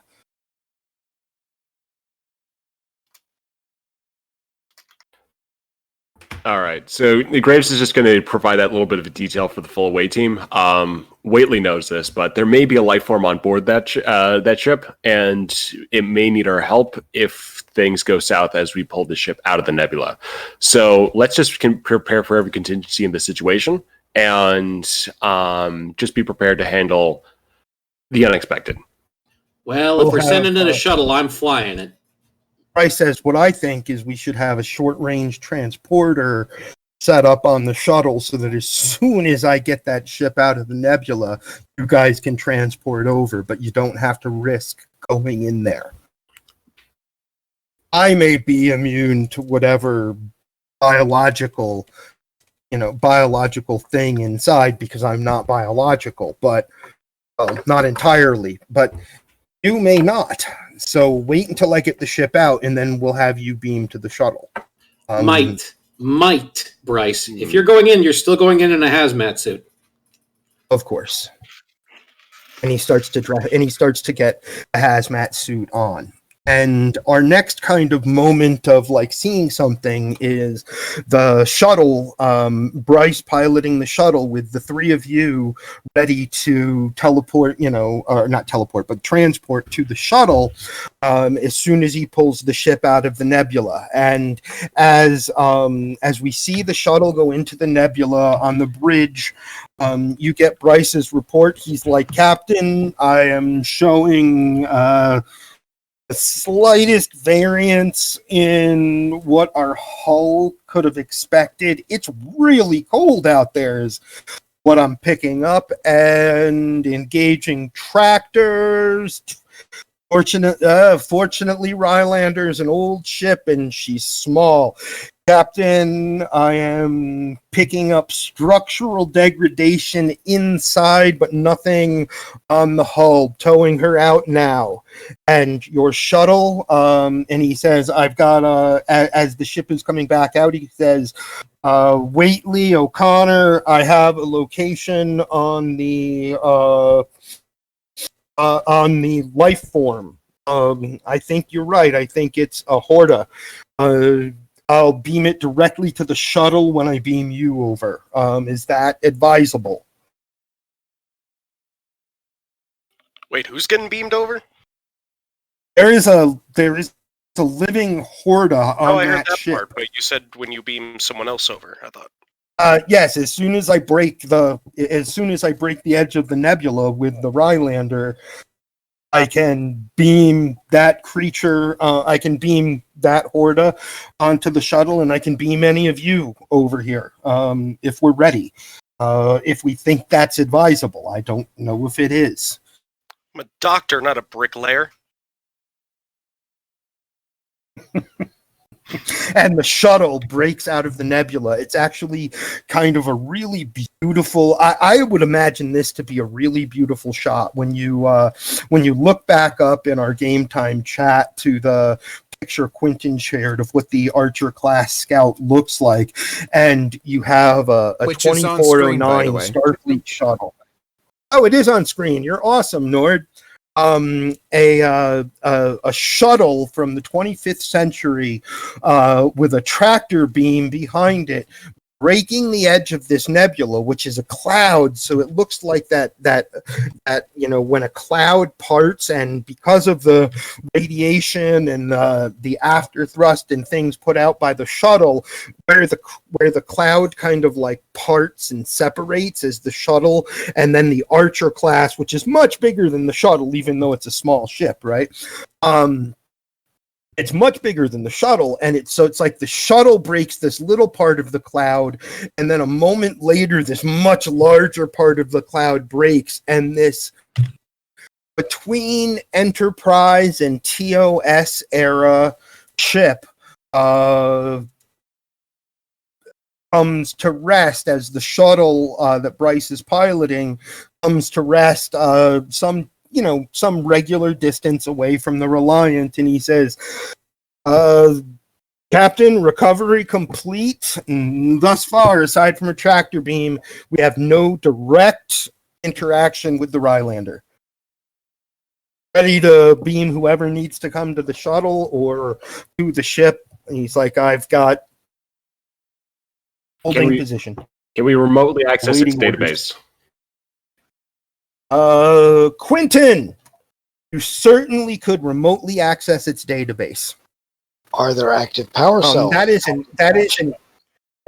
an old computer system, and if Khan could break into, if Spock could figure out the actual, Reliance shield code and take it down and make Khan go, what? You can certainly decrypt how to get into the computer system of a very old starship. A very old starship that's been inside of a very cold nebula for a century. I'm sure the fusion reactor's nice and warm still.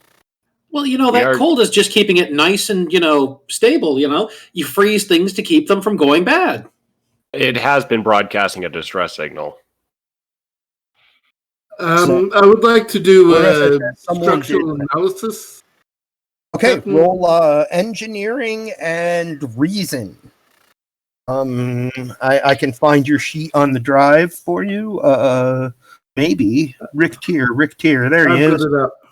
Cool. 11 and what did I say? Reason and Engineering. So engineering. 16. So 16. Yeah, got a nice number.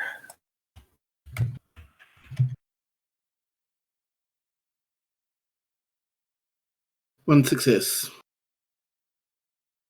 Structural analysis shows you that the hull is intact. However, a great deal of the inside hull, the floor of the mess hall, between the mess hall and what exists down before, or down, one deck down, the wall of, the wall of the armory, between the armory and the fire, like major parts of the inside of this ship are just gone. The structure just is gone, and there's no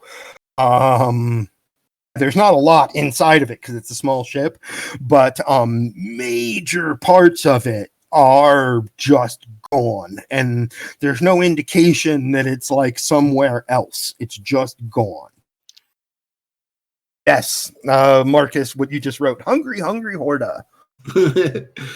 Yeah, so Rick's gonna relay the structural, the external hull integrity is fine, but a lot of the interior structure that is, missing. That would fit with a Horda being on that ship, I would think. Chaplain, would you be able to make contact? I can certainly attempt, sir. Okay, this is in a presence command check. So for you, that's a 14. And now that you know what sort of creature it is, one of your focuses applies, which is psychology again. And that means you have a 14. Your critical range is 4 and below. I'm going to spend 2 threat and make your complication range 18 and above. And the reason I'm doing that is to simulate the fact that even for Whately, a Horta is an entirely it is a life form based on a different element than us, right? So it has a completely different thought process and etc. So we still have that nice little point of momentum right there, right? Anybody opposed to me spending that? Yep. on the complication. Yeah. I'm just trying to make contact with the Horda. Is just trying to make contact with the Horda. I think we should let this one stand and have fun with it. All right. Yes. You successfully make contact, and you're about to discover what your complication is. Go ahead. What do you successfully make contact, and you can feel that its mind is very different from your own. What do you want to convey to it? So Whately is gonna reach in there and oh god, somebody in chat just oh god, don't give him ideas, Umbersong. I already put it in game chat. He's basically kind of digging around trying to see what he can read, what he can sense that does make sense to him. And he basically just says, "Greetings, we are friends. We would like to help you." Okay. Complication arises right now. The simple thought of we're here to help, we are friends. What you can definitely tell is that what it knows to communicate with humans is no kill eye. Is that it, or to communicate with friends is no kill eye. And your gesture seems, after someone pointed out, it's been alone for a really long time. And it isn't exactly the sanest Horda in the world right now. And when you reach out and try to give it a comforting feeling, we're here to help you, we are friends, you can sense that you didn't anticipate that it's space nuts right now. It's not in its right mind. It interprets its ability to understand what you're trying to convey as something to be feared. And you think that it is now afraid of whatever has come to help it.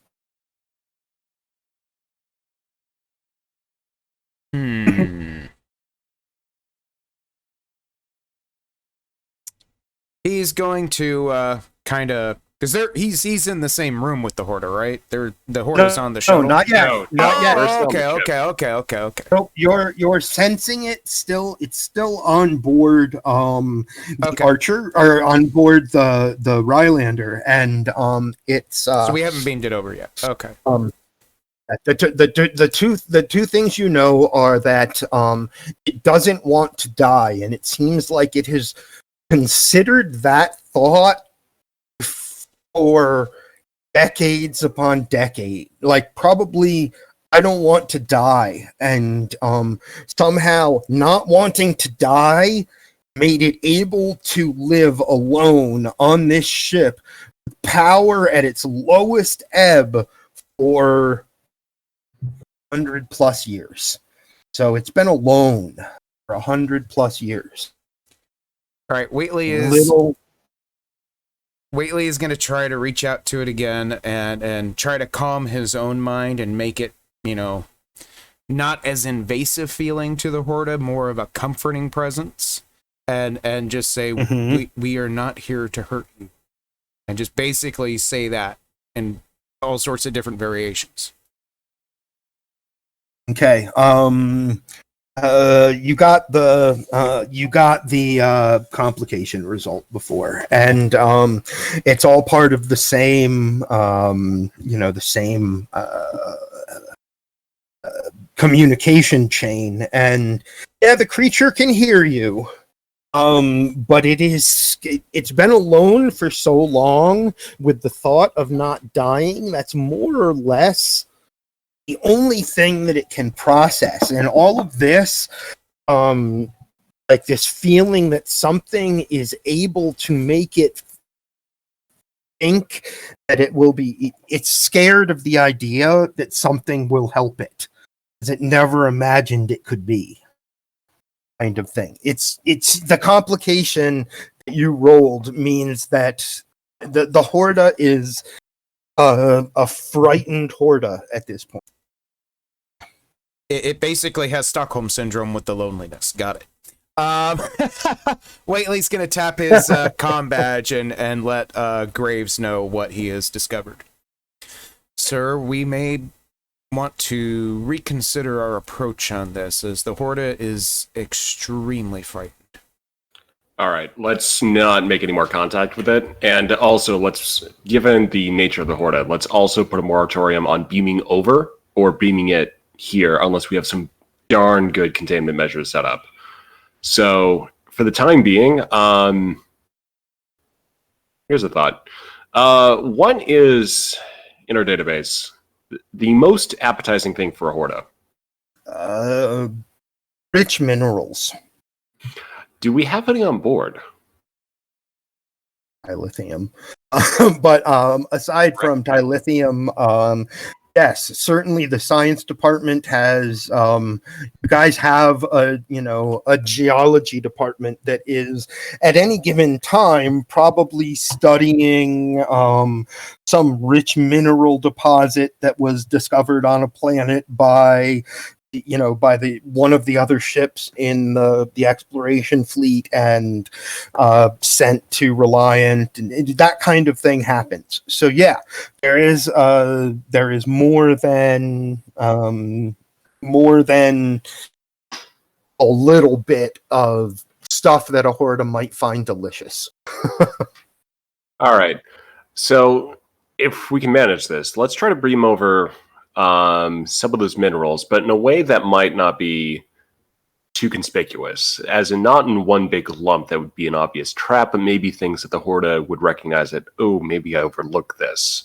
Storage containers, or just some way of making it blend into its natural environment. Give it a little bit of something, maybe help it nourish it, maybe help calm it down. Right on. Transporter room says, we're on it, Captain. And you see the chief over at engineering start coordinating the operations department to move some rich mineral deposits that were being studied from the science department to be transported to over to the Horda. And Bryce says disengaging tractor beam now that we have the Rylander in a floating holding pattern that thing's got no power. I'm going to bring the shuttle back home. All right, sounds good. You see him disengage the tractor beam and, very just calmly fly the shuttle back into the shuttle bay. All right. So otherwise, we need to get the database off that ship, pull that information off. It may be advisable to have Starfleet, let's just put it this way, bring over some specialists in Horda psychology, as in potentially some of its own species, to help it through says this. we're not that far from K7. We can always once we get it settled, we can always head right back. So I'll send the appropriate transmissions, Captain. How are Horda with vacuum? Just want to make sure. They would die in a vacuum. They won't. I don't know. As far as in Star Trek Online, they're on the mining asteroid without spacesuits. Oh, right on. Okay, so they're good with vacuum, so we don't need to necessarily really worry about it necessarily tunneling through the ship into space, pulling a grotesque robot. So, let's just make sure. I want to point out to Rick, when you say that, we don't have to worry about it tunneling into space. It appears if the Horda is the reason so much of the interior of the Rylander is missing, and two and two together, there's kind of no doubt that it is why, metal walls and stuff are missing. It is obviously a superior intelligence creature. It is not of low intelligence, because not only just the hull, but also any interior supports and extra pieces of deck and stuff that help support the hull have been left alone. It's been very specific about what it eats so that the ship doesn't go away. If that makes sense. Yeah. Captain, from the pattern of eating I'm seeing here is the very deliberate avoidance of some crucial support structures. I believe that the Horta very much knows that, what it can eat and what it can't to keep the ship structurally sound. This is not some animal. This is a sentient being. That's good to know. But yeah, let's make sure that it has enough food over there so it doesn't have to try to make any hard choices about what it tries to eat next. Well, what my suggestion would be, Captain, maybe we should think about finding it an alternate place to live. Yeah, that's what I'm thinking. But yeah, planet bound. But I would also like to get the Horda. If we know if Starfleet has contact with the Horda, let's also get their opinion on the matter as well, because this is one of their people, and they may have a lot better insight for how to deal with this individual long term. So let's focus on immediate containment and making sure that it's good enough to wait for more specialized assistance. Acknowledged. Down in the shuttle bay, we have Kara, greatly and Chaplain Waitley. As Bryce lands the shuttle, the shuttle doors open. He walks out. He says, "That was some nice engineering work and ideas, guys. Despite what I'm going to have to add into the report, it's tough to fly in there. Well, not tough. It's just my inertial stabilizer's got to work out." Kara is absent-mindedly chewing on her thumbnail. She pipes up, it seems like everybody's considering this Horta to be the exact same thing as whatever might have, caused the crew to talk about biological contamination. What if it's not? What if they're two separate problems? Ice starts to walk out, and I'm imagining the three of you that are there walking with him as Kara says this, starting to chew on. But what if it's not the cause of the biological problems? And the camera, for a moment, because by this point Duncan certainly knows, and many other I've seen other people note it in chat, and probably if anybody is watching, they probably know what episode this is like. One of the engineering team that helped work on the shuttle to get it ready to go in there, after Bryce says that and the four senior officers start to walk out, puts her hand on the front of the shuttle and says, "I knew you could do it." And the camera focuses on that for just a moment, like maybe she's an important ensign or something. "I knew you could do it," and she just slaps the front of the shuttle. And we go to you guys as a team trying to figure out what to do next. I like it. This is why we can't have nice things. And yes, Kara, once the group starts to come, I'm thinking that this is the point in the episode where the senior officers come together and are this is probably what's going on. Maybe this is what's going on. Who knows? So there we go. I certainly know Bryce and Larissa have opinions based on what they've experienced so far. But it'll be let's get everybody together and talk about what we just discovered. Before we get together, Graves is going to do one thing, and he's just going to make one. He's just going to check any updates from sickbay.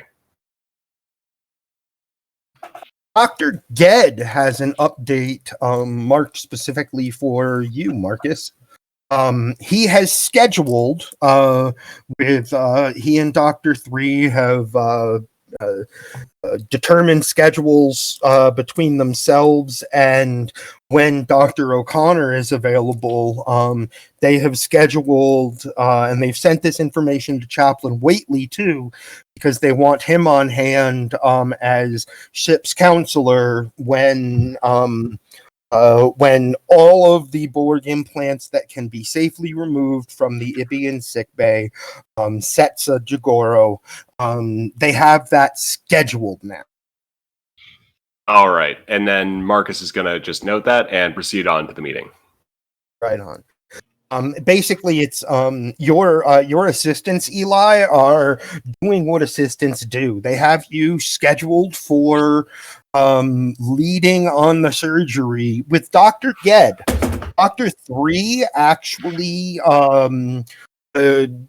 has attached a note that she should not be there when the Ibi is awakened, because she still bears herself a great deal of Borg tech that cannot be removed.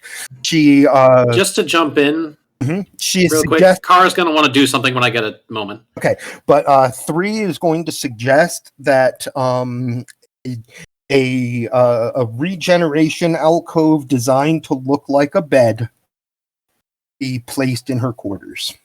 All right. I would also like to have some words with the captain.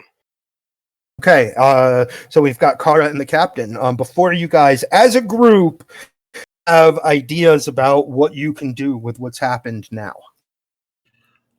Kara goes up to the bridge where they're interfacing with the computers of the Rylander, and she starts trying to pull whatever she can about that they had recorded about this biological contamination, since Kara has a feeling that biological contamination might be different than the Horda, and they might be facing 2 problems instead of 1. Roll. This is a science check for Kara. Let me find Kara's sheet. There it is. This is a reason science check, which for you is very good. That's a 15. Your focus of xenobiology applies. Go ahead and roll. Your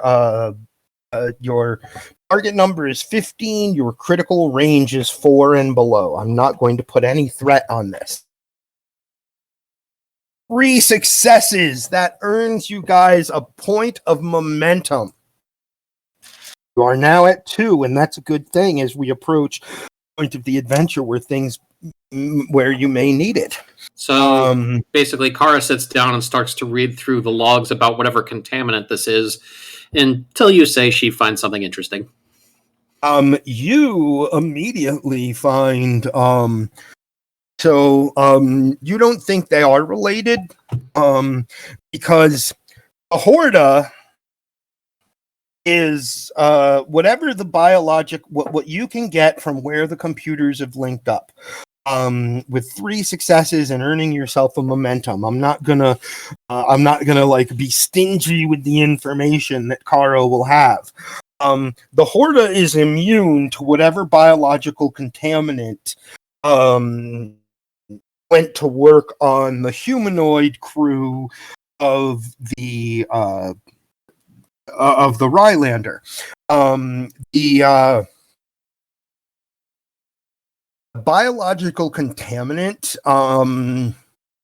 seems the Horda would be immune to it, and it seems to be that state of matter that doesn't exist in some places in the nebula. More time something spends there, the more wet it will get, like what Quentin reported earlier about the probes. A minor difference from when they went into the nebula is they got wet. And the same thing for the shuttle. That's the information that Kara has now. The two do not seem to be related. Kara immediately... mainly, but I'm saying that's the kind of thing you want to share when you're with everyone. It's like the command team meeting in the conference room kind of thing. So that has information for you to take that meeting. Acknowledge. All right. That's how I wanted to give you the information. Yeah. So are we? I know that Bryce is ready for a meeting. He's kind of like indicated that. And Larissa thinks that it's probably a good idea to talk to everyone all at once. Yeah. So let's go ahead and have that meeting. Right on. I love it. Oh, that's perfect. And the grumpy old Nord I just switched over to see how fast he was and to see how quickly does he update everything. And boom, it's the conference room and all of your pictures are there. Sometimes so it works great, quick, sometimes it takes me a minute. He's missing Bryce and Larissa because, well, one, we don't have a picture of Larissa. Yeah. So, the conference room, all of you senior officers begin to gather in conference room. Bryce says one thing to you, Rick, before the conference begins, and he's like, can we anticipate that maybe something in the nebula created a biological contaminant? Is that possible with what we know? And he's like kind of talking to Quentin and Rick at the same time as you guys are all starting to sit down. And so that's kind of his last thing that he says before everybody sits down. Marcus, I'm getting this. At this point is going to have that, like, because he's been, he put the yellow alert on. He is constantly watching, and on that point of like, this is just feeling fishy from the start, and his eyes just flash like open, and then he's like, Did we quarantine the shuttle after it arrived back on the ship? And at this point, Kara charges into the room out of breath and says, "Sir, we have a problem." Rick, your report from the engineering team is that the engineering team that decontaminated the shuttle used class 5 force fields or whatever that keep out any normal, kind of biological containment. They basically they made sure that the shuttle was dried, and then they brought all of the probes into the shuttle bay and they did the same thing, and then they themselves went through biofilters before they returned to duty. So yes, the shuttle was quarantined and cleaned. Okay. And just as a update, Starfleet hasn't learned, have they? What do you mean? After all the previous incidents of this thing happening, just speaking out of character here, they haven't learned to incorporate more into the biofilters, have they? Nope. That's very Starfleet. Nope. So. And there was a reason that the camera focuses on that very proud ensign who worked on the shuttle modifications, slapping the front of it while it's still wet with her bare hand. Kara leans on the table. "Sir, we have more than one problem." All right, let's hear it. Larissa's eyes look up, as only Larissa does when there's a problem, at "oh shit, but I'm ready for it" reaction, and Bryce is nonplussed with a smile on his face, like, "Another one? Great, awesome, let's do it." I can definitely confirm that the Horta is not the biological contaminant that was listed. I was going through the Rylander's logs, sir. There's something about this nebula that altered the humanoid crew members.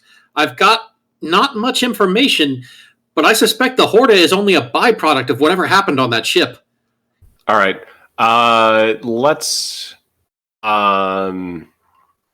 just be safe. Let's go ahead and have under full quarantine procedures. Let's go ahead. Every crew member who's been around the equipment coming back in, let's have them go through periodic checks and quarantine them from normal duties until we know for certain what's happening here, because I certainly don't want to lose this ship to that. So let's just be as careful as we can as we proceed through this. Kara just collapses in a chair. "I'm really glad I checked the data banks. I didn't think the Horta would be why they..." She trails off.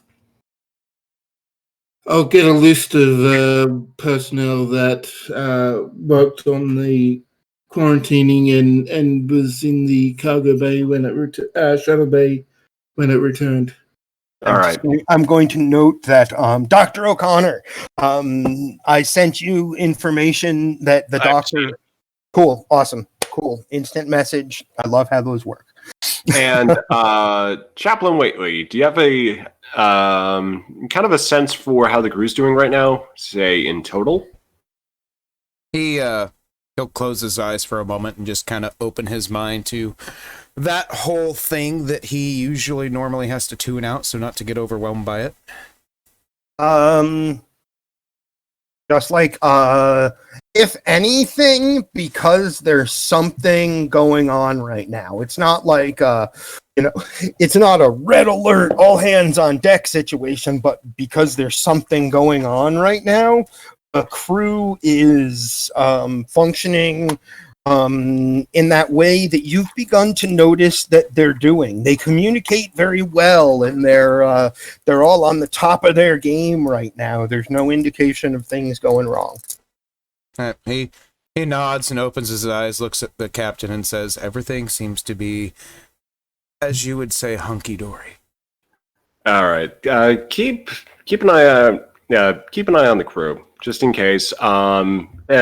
Specifically for worry or confusion, just to make sure that, if someone's got something and is not reporting it, as officers may end up doing, to stay on their duty shifts, let's go ahead and just keep an eye on the crew to make sure they're Understood, sir. No, it's coming. Well, on the bright side, sir, at least we haven't sent anyone over to the ship yet. Bryce says there are enough. What I let everybody in the shuttle bay know is the inertial dampeners had to work overtime on the shuttle inside of that nebula. The what looked to us out here like the color explosions, those are really small scale stellar storms inside of the nebula, and they pack a punch. I don't know what, but I've got the shuttle for you, Rick. I've already sent it to your information for study.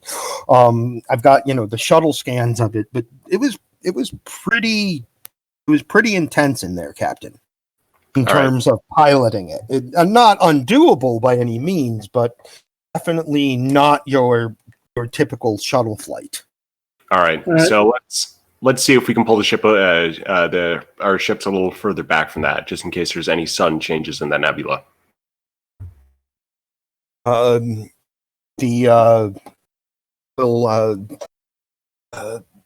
Larissa says we'll just tractor it and pull it with us. Not a big deal, Captain. Sounds good. Let's get that underway as soon as possible. Anything else to report? Captain, I have a few concerns, questions, suggestions, things like that. Okie dokie. All right, going through the logs of the Rylander, the crew seems to have slowly become inhibited, carefree, dangerous, cutting power. That's what I got in my PM from Q. Okay.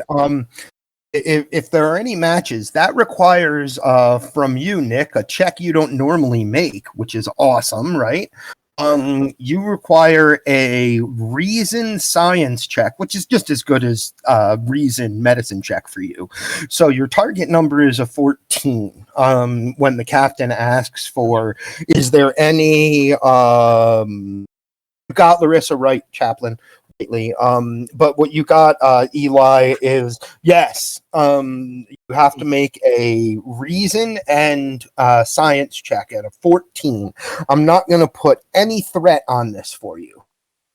All right, rolling now, and there were other things I were going to mention before that. Oh, god damn it! Yeah, but rolling allow you to decide what you add to what you're going to mention.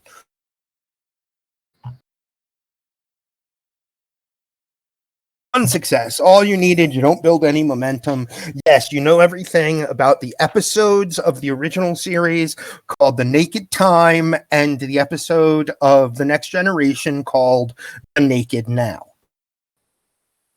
So you know which two episodes I'm talking about. Captain, I believe we have a case of polywater intoxication. As for the crew. What is that? Everybody in the room, I imagine. I know that Bryce and Larissa are both like, what? Like, they're like, okay, explain. It's not like something you always hear, right? It's an affliction caused by polywater molecules. It's... Okay, how do I explain this? It's like alcohol. And it depresses the center of judgment, self-control, makes people self-destructive.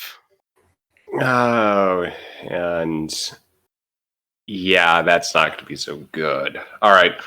So, Ursa says if that happened on board the Rylander, it would have happened quickly, and that's what I mean. She says it would have happened very quickly. They probably didn't have much time. That leads me to a relatively small crew, too.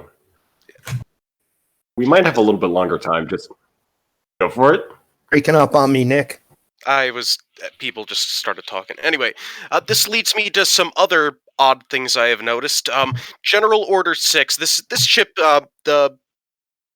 it's been before, basically, the times of Kirk and all that, correct?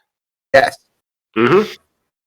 Well, it's curious that the ship is even still here, well, seeing as we found a Horda, but before that, General Order 6 says if all life aboard a Federation starship is perished at the end of 24 hours, the ship would self-destruct.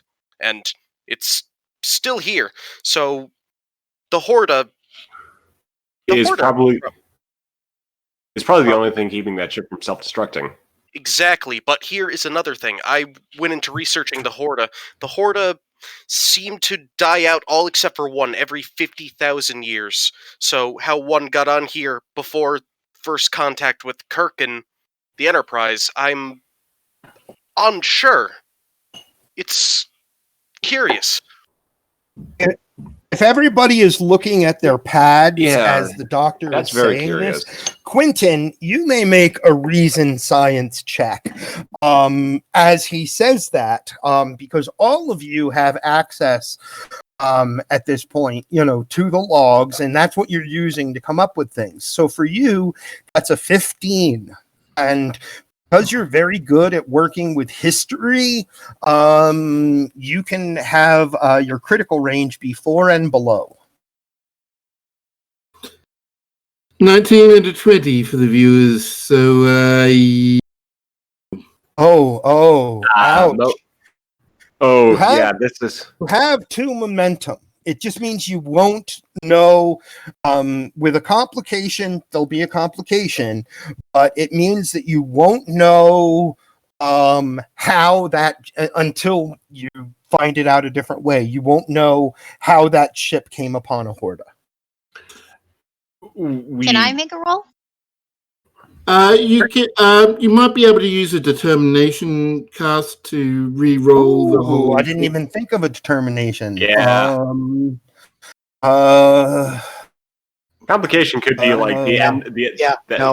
I think since I just probably shut down our ship's main computer and possibly set it up that every airlock opens. You can get a reroll by invoking your determination of the answer is out there, because it literally is at your fingertips right now, and that just lets you reroll both dice. Yes, I think I want to do that. Okay, yeah, the answer is literally at your fingertips, and so you use your determination and you re-roll both dice. Ouch. Oh, see, that's better, because all of these are find information that's easily available at your fingertips right now.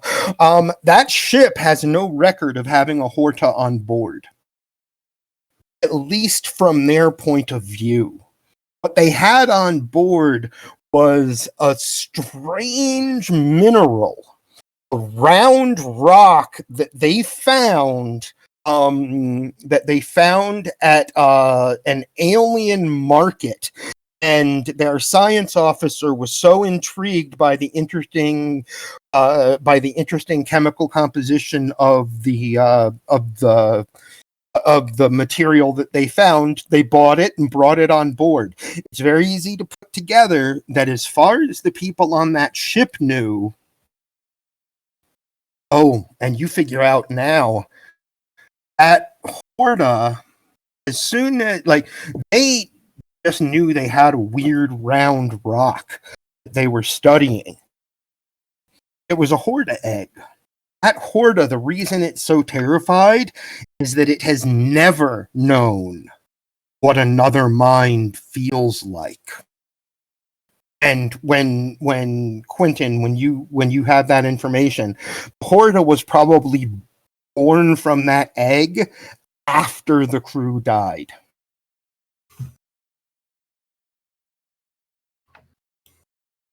That's how they had it on board. They didn't know it was a Horda. Well, there's no record in the ship's logs of them ever encountering any beings like a Horda, but from what I see, they did, however, potentially pick up an egg from one of their colony stopovers. So it hatched on board the ship, and we are the first to discover it. That would be the implication, yes, sir. Greatly, that makes you realize why it's afraid. you're probably the first other mind or being that it has ever communicated with. It's terrified, and that's why. Now you know. Here's a thought. Do we have any mobile emitters?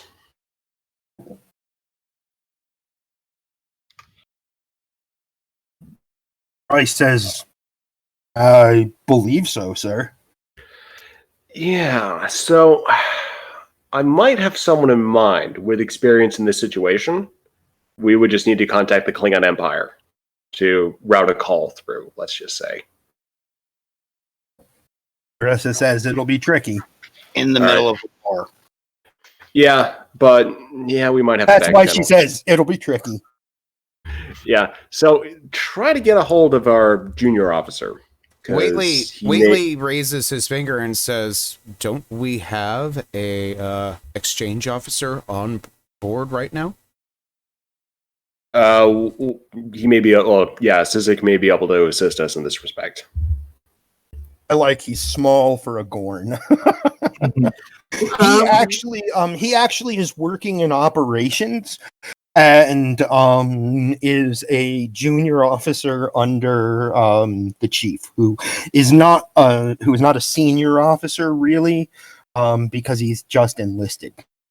While this is all going on, can I have Rick look at the effects of those microstellar explosions? Absolutely. What impact they had on the shuttlecraft? Absolutely. Roll engineering and reason. And again, this is an answer is right at your fingertips. So there's a very good chance if you fail that a determination could be used. So reason engineering 16 is your number.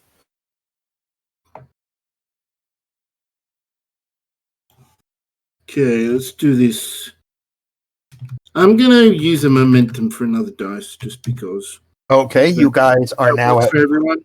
You guys are now at 1 momentum.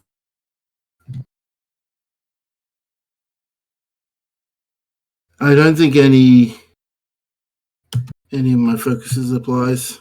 They don't. I just looked. Okay, 3 successes. You guys get that momentum back, so you're back at 2.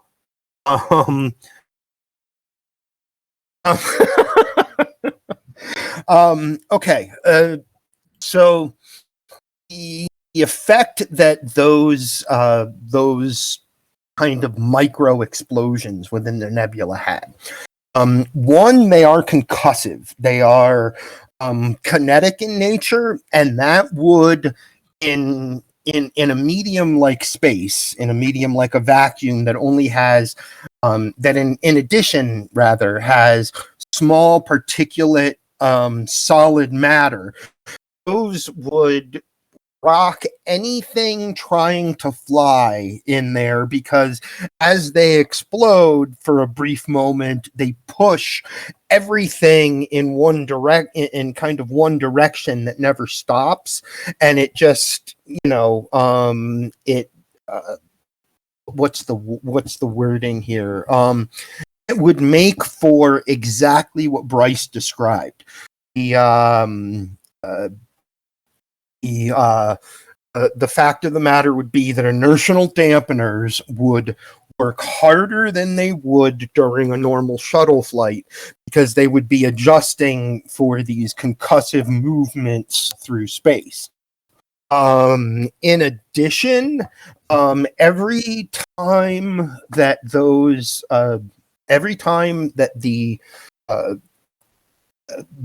little mini explosions happen, that's when solid particulate becomes evaporative particulate and seems to become part of the cloud again. That's the pieces of information you gain based on, because again, Bryce is like, I'm not the guy to analyze this, but this is what the shuttle recorded, and that's the info that you get. So there's no sign whether it's artificial or a natural process. Right. All right. Well, I'll just put that aside for now. By the way, this is going to be a two-parter. I apologize it didn't turn into a one-parter, but I like that it's going to be a two-parter. Our priority needs to be that, well, first of our own crew, making sure that this polywater doesn't affect the same sort of situation that it did on the Rylander. But secondly is to this water to find it a new home, new environment to live.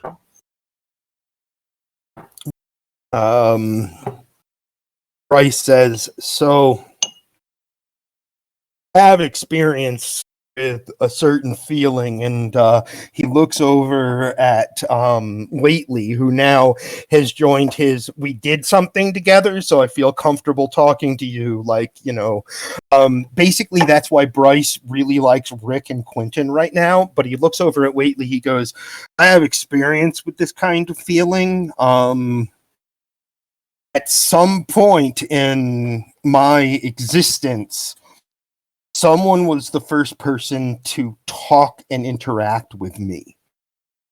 At this point, am I wrong in thinking that Horta just had you fill that role? That is completely correct, yes.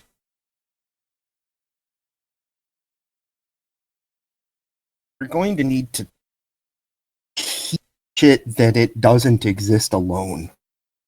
That's going to be the first thing it needs to know. And after that, it may be more receptive to help. That's my experience. Waitley nods and says, that is a most astute observation. I shall certainly attempt to do so. He nods, looks at Larissa, and says, I'm not going to ask about your arm, but it's a pleasure to finally meet you. And she smiles and says, I'd shake your hand, but... And the two of them walk out of the meeting together, with your day winding down. And it may seem like, just a tiny bit early tonight, but the last 15 minutes or so is going to be for talking as the day is winding down. And Larissa invites Bryce to come down to the mess hall for dinner. Dr. 3, in her... what Waitley, because you share her thoughts and what she's trying to do, she's realized she has to be on this ship now. And she doesn't have the luxury of being alone in her lab and not having to be human. She knows what it means, and she's been denying it a long time.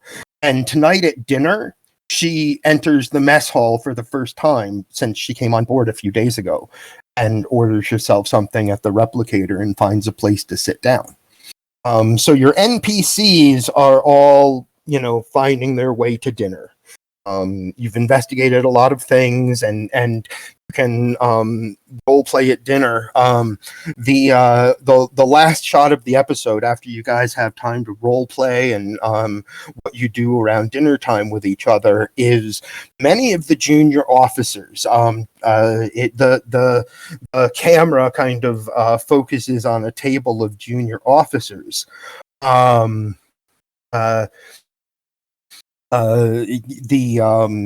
junior officers are talking about how a couple of them are on restricted duty right now, and they're talking about what this polywater infection is, and they're all they're your sense is it's the same kind of thing you saw in the morning, except the camera as we go to the to be continued moment.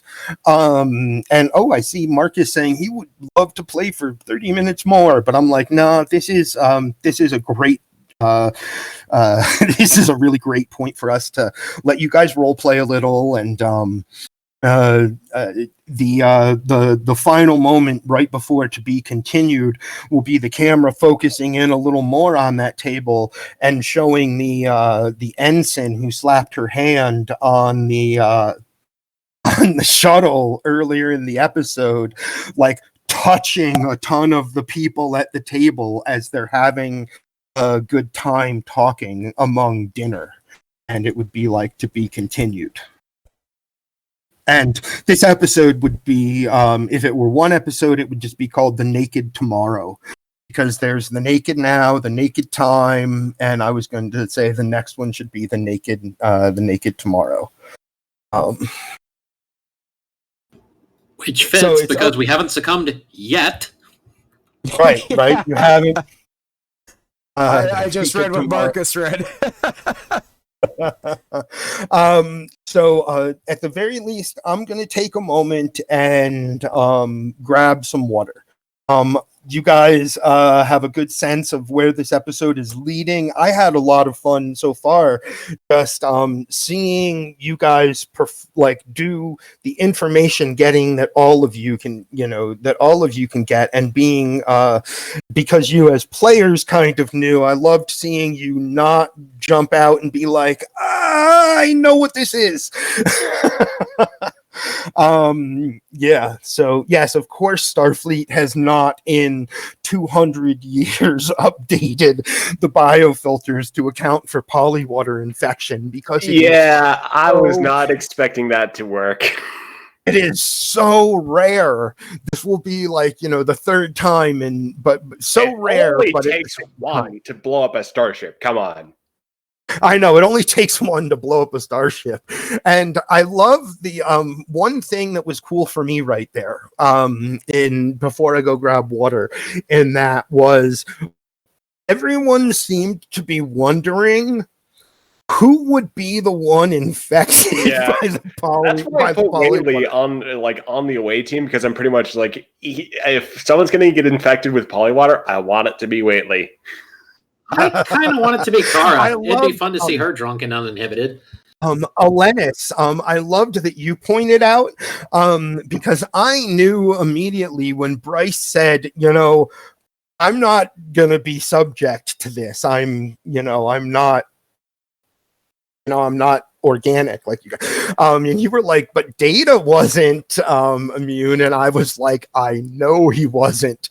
So was it Bryce that would get infected? But the whole time I knew it was going to be like some junior officer who was like pleased at something they had done to assist in like rescuing the ship from the nebula, touching something, and that it was and I started this with once you gave me the idea of that you were starting it by going to the mess hall. I love the idea that the episode kind of opened with the group having breakfast, and a day happened, and then it ends with the same characters having dinner. So I just have to grab some water, but I want to give you guys, 15, 20 minutes more to role play what you guys are doing at dinner. So I'm going to mute myself while I go grab water, and I'll be back. So at this point, Marcus is, I do want to actually interject with one bit. Can we have a turbo lift conversation with Kara and Marcus? Sure, I'm game. All right. So Marcus is what? Sorry, I didn't realize you were starting. Sorry, I just said Hippie wasn't here, so just start it. Oh yeah. So because this is just role playing, because I've been meaning to have this conversation for a while. Okay, so Marcus is there's that awkward moment of the two standing in the turbo lift. Marcus says, "Could we have a quick staff briefing at this point, or would you rather just have a easy night?" Kara sighs and presses the stop button on the turbo lift to freeze it in the tube. I've been expecting this for a while, sir. Yeah. So, regarding what happened with the Borg and pulling the ship out of hiding to engage the Borg, I have received a lot of requests and notes from the crew. And calling you out on that general message to the crew yesterday was me trying to balance that out. Because there's something that they want and would be more appropriate to regulations, but there's something that I think would be better for the overall result and also just a little bit more suitable. Kara stiffens, back going ramrod straight. She's looking at the front of the elevator and not back at the captain. I submit myself to judgment, sir. All right. I've also had a talk with Eli about this. And it's not medical experiments. He just lets that that just completely fizzle in the atmosphere, that weak attempt at humor. And fizzle it does, because Kara is far too uptight to do anything with it. And Marcus says, I think the issue isn't discipline per se, but perspective. Sir? So, how about some command training? Sir? Eli has volunteered to be your instructor through command training with a promotion at the end of it to lieutenant junior grade.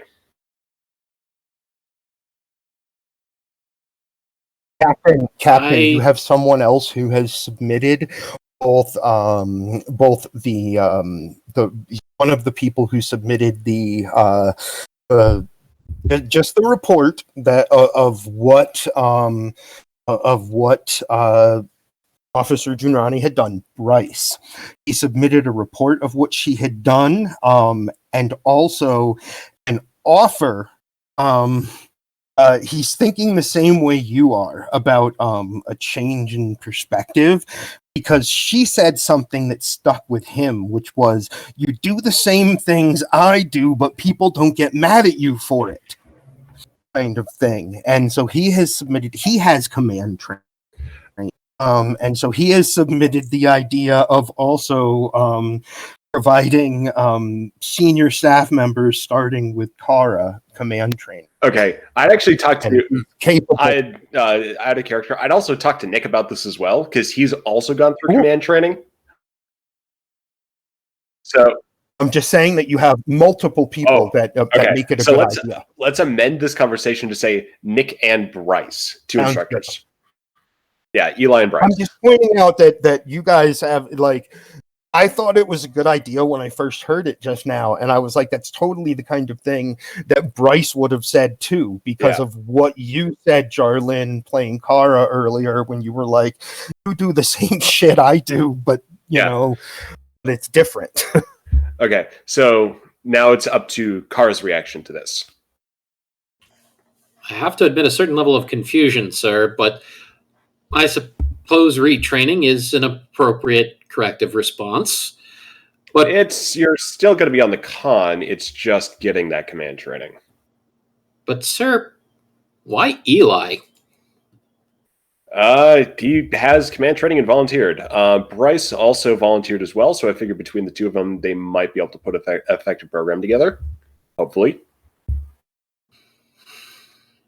As you wish, sir. I'm willing to put my future in their capable hands. But is a promotion something you want?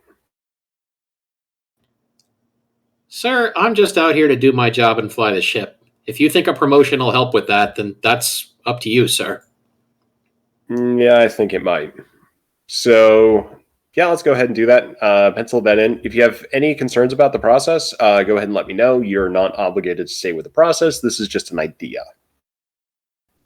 Hi, sir. So, and Marcus pushes the button to keep going. I will make the necessary arrangements with Bryce and Eli. All right.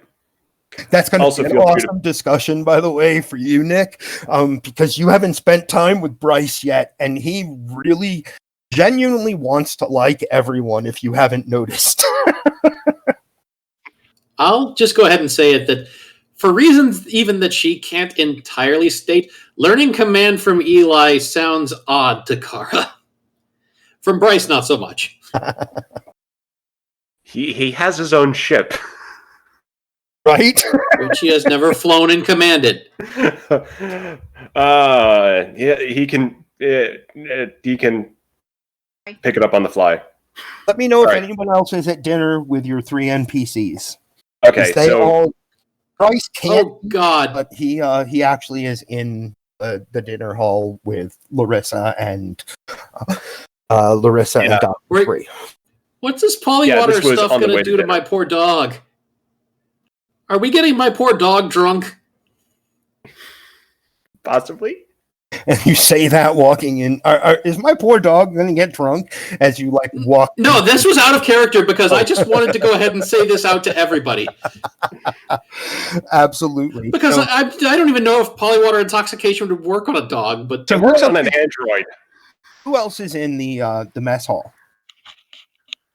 So Marcus and Kara have just walked in. Okay, your 3 NPCs are there. Any other players going Sure. for dinner?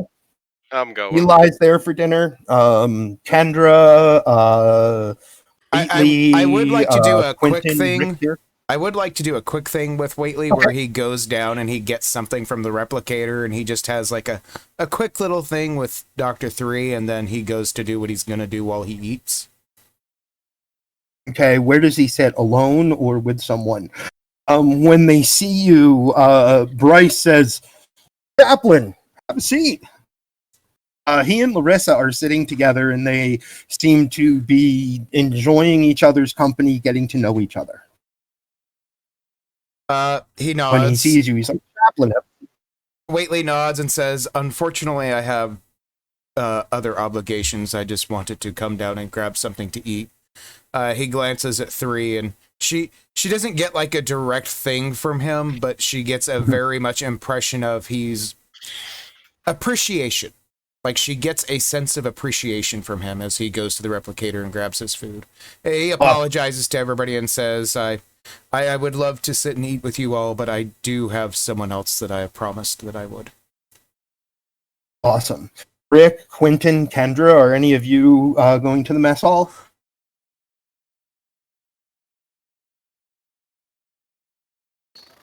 I don't think that we will. Okay. well, Kendra's feeling sick. Ooh, I like that. Kendra's feeling sick. Kara Is that had, real life or in the game? Sorry. I don't like it if it's real life. so Kara collects Nala, but she goes down to her usual place, which is where she had breakfast this morning. Okay. Once again, when they see Kara, Bryce and Larissa invite her to sit down with the two of them. They're remember, at this point, Bryce doesn't know. The captain hasn't said, yes, it's a go. We're going to train Kara. Eli doesn't know. And both Bryce and Larissa are like, hey, guys, what are you eating? And kind of thing. Rick, you said that you often go down there. Are you down there for dinner?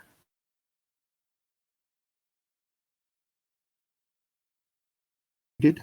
No, he's actually not in chat because his internet died. So his internet died. So we can guess that that Rick is there somewhere. We see Quentin and Kendra going back to their quarters. At this point, Kendra, you could make I know that I'm a Bajoran and I think I might know what's going on. Roll. What would What that exactly be? does that look like? I know. What does that look like? Unfortunately, That's my number. insight medicine? Yeah, I'd go. That's what I was inside thinking. medicine. Insight medicine. It would be insight medicine. So 2d20 space what? 2d20 space. I'm having to open the drive again. I had closed it. I apologize. That It I looks should like it'd not be close 11 because insight is 10 and medicine is 1. Yep, it would be 11. But your cultural studies and the fact that you're a Bajoran apply, so your critical number is 1. Tell the ensign I love her. Not a success. Nothing wrong with that. Yeah, Kendra knows what's going on. Because you're about to start showing. You're almost 2 months into what's happening, and within the next month, you're going to start showing, and yeah, you're pregnant. Yeah, for those that don't know, Bajorans only have a 5-month pregnancy, so it's going to be somewhere between the human length and the Bajoran length.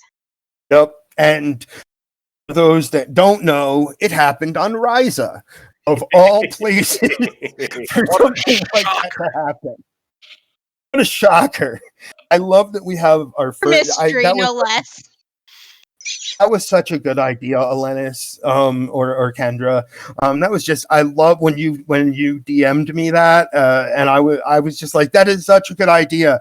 We have never seen anywhere in the shows like a member of the command team giving birth, except for like the stupid episode with Counsellor Troy and whatnot. Okay, and also just so the rest of you know, we've been doing we did a random dice roll as a pregnancy test, sort of.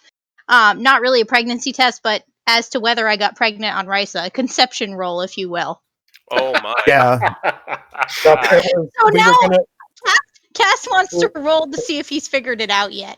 Reminds me of some of the GURPS games I've run. I'll shut up. Yeah, so I hope you all enjoyed like figuring out that this is some version of the polywater intoxication, and that it's already like, and this is one of the reasons I wrote this the way that I did, is because I was like, as scary as it is, it's a way to do a fun episode that's incredibly topical. Because one ensign touched the shuttle in the shuttle bay before they decontaminated it, and then walked through a biofilter that could not pick up what she picked up, and then went to dinner with all of her friends about finding out about restricted duty, and like, you know, shook their hands and like, you know, passed. And so all of a sudden, your crew on board the Reliant is going to begin showing the effects of the polywater intoxication. I was like, it's very topical and you know, a very lighthearted episode to follow up on as well. I've always loved those 2 episodes. I remember because that's like the 2nd episode of TNG, isn't it? I think it was really like the 2nd or 3rd episode. It was really early. It was where really they early. Completely rehash. Oh, yep. Was it the 2nd? Yes. Yeah, 2nd episode. But Quentin just succeeded in his role to figure out. According to Memory Alpha, it's the 3rd. Well, I know it's one of the very first episodes of TNG. Yeah, Quentin definitely knows. Yeah. That that Kendra is pregnant. There's no doubt. All of the time, it would be the 3rd episode because the 2-parter for for the premiere. Oh, right? that makes sense. That makes sense. So yeah, technically it is the 2nd. Yeah. It is. So I remember it's one that I never figured out how to do in the Foundry because it was so hard to like, I was like, how do I like... Oh, you could totally do it by like just having the objectives and the dialogue options just be the wrong like ones, just that intoxication. You could just build it into how the player moves. One of the other things I thought was to use one of the background effects, like the heat waves, like on every map to indicate that you were kind of drunk or something. Yeah. I just never got to doing it, and it was one that I thought about doing for a while, and I love that you guys figured it out, like in character, even though you knew out of character. Yeah. Real quick though, did we want to do anything with the mess hall scene? Because we did still set that up, but we only had a Waitley's interaction. Yeah, I actually did have something real quick. Like, that's I actually do want a quick thing with my engineering crew. But awesome. Very cool. That would probably happen before dinner, I imagine. Well, at the start of dinner, like there would be pre-arranged time for us, so it would be sort of like the end of the day meeting before you all leave engineering, kind of thing, right? kind of thing. All right, awesome. So you've got your engineering crew all put together. You have two officers that you have one officer that's an engineering/operations officer who helped decontaminate the shuttle. He is being placed on restricted duty. But like anyone on the ship right now, he's not showing any signs of being infected by anything. So the big thing that I want to get out of it is just sort of like a snapshot of interaction. There's get to business, Rick, and then there's general out and about in like not business, then like social Rick, I guess. Okay, so like the end of the day bell just rung, and now you're like, I want them to know the difference between the guy who gives them orders when we're on shift and who I am off duty. Yeah, so pretty much he like a big thing for society is the duties that you have to the community, and that community is the crew of the ship in this instance. So he is, and yes, they are his workers, but they're also more than that. They're part of his broader community, and so all he really wants to do is sort of get to know them as individuals, outside of work, really. Just sort of have that open dialogue. Rick, they invite you to have dinner with them at the mess hall. They're headed there after the meeting. They ask if you wanna come along. And Rick will.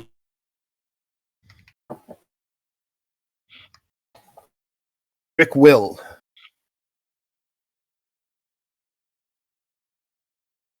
He lost Baz, I think. Imagine Rick is going with his engineering crew. He said Rick will. Well, do you mind if I take the reins real quick while we wait for Baz to come back? Sure. I'm back. He's back. Rick it was a brief. It was a very so all it was just basically interacting as a person, catching up on previously discussed things and getting to know them as people. Just that general. Okay, so other people in the dining hall notice Rick sit down with some of his engineering team. So I'm gonna have you roll a d6, Rick. Can you use Magil to roll a d6? Is that possible? I believe so. Yeah, it should be. Let's hope so. It worked! Rolled a 2. The to be continued moment changes, and it may continue to change, who knows, because during the course of Rick, everybody else notices him sit down with his engineering crew, and they're talking, and Rick seems very personable, and you're kind of chief of engineering, Rick. He's never appeared, or she has never appeared before. Like the person who like most helps you out down there is telling you that the reason they work so well together is because they've been watching you. Oh, the internet just isn't liking me today. Oh, sorry, but their reason for working so well together, and this is for everybody else to know, is Rick described himself in the first episode as, I wanted to know everybody at the academy. I was just super friendly, and I was nice to everybody. And so the engineering crew, many of them know him from the academy, and that's translated into them working really well together because of who Rick is, and they tell him this at dinner. I don't know if Baz can still hear me. His internet is acting up. Okay, so they tell you this at dinner, but also that roll of a 2 is a terrible thing because our to be continued moment changes. There can still, of course, be more role play, but one of the people that is touched on the hand by that ensign who touched the shuttle, she touches one of her friends on the hand, laughing about something that is said, and a little bit later on, Rick, he shakes your hand. He's like a junior guy in engineering who's just really happy to work with you, and he shakes your hand during dinner, and we know now that the polywater virus has passed to Ryk'tyr, to be continued. Nice. Okay, well, I was just gonna more role playing. So, Bryce invited me to sit down with him. Kara goes over and looks at him. So, are you eating or just keeping us company, sir? Keeping you company. Larissa says he's actually got a couple of good stories. Not as cool as the one about my arm, but we'll get to that eventually. Oh boy, this isn't going to turn into some sort of biology versus technology debate, is it? Because I don't want to be the tiebreaker here. He says no. I got bits of both. Goes absolutely not. Kara sits down with them. Bryce, I just thought I should let you know. It seems like the captain is going to be assigning me to command training with both you and Dr. Eli. Oh, that's a good thing. And he says it? Yeah. If you remember, 1 second, sorry. It's that polywater. Yes, that polywater virus. If you remember, he's kind of very plain spoken. And when you say that, he goes, oh, that's a really good thing, Kara. Because you've got great instincts. You just have to figure out how to hone them and use them right. You said that I do the same sort of thing you do, and you're right. I rush into situations, but try to make sure that at the very least one other person knows what I'm rushing into. So let's talk, and we'll figure out a time to set that up. Thanks, Bryce. I really appreciate it. And Larissa looks over and says, "Man training." Hey, it's not my idea. I don't really want a command, but maybe it'll make the difference. She says, look, I would not have thought it, but then again, when I entered the academy, I wasn't thinking JAG training either. Also at this point, a certain ensign from the shuttle bay walks by, looks down at Nala. Oh, what a cute dog. She pets the dog. Probably, yes. Yes, returning her replicator tray to the replicator. She's like, oh, what a cute dog. She says, oh, what a cute dog, Ensign. Because she doesn't really know you. She's just an operations officer. And she bends down and pets Nala. And now we know. So the last scene is us seeing, like, what I like now is that what we're seeing is we know that it's the polywater virus and we know what is about to happen, right?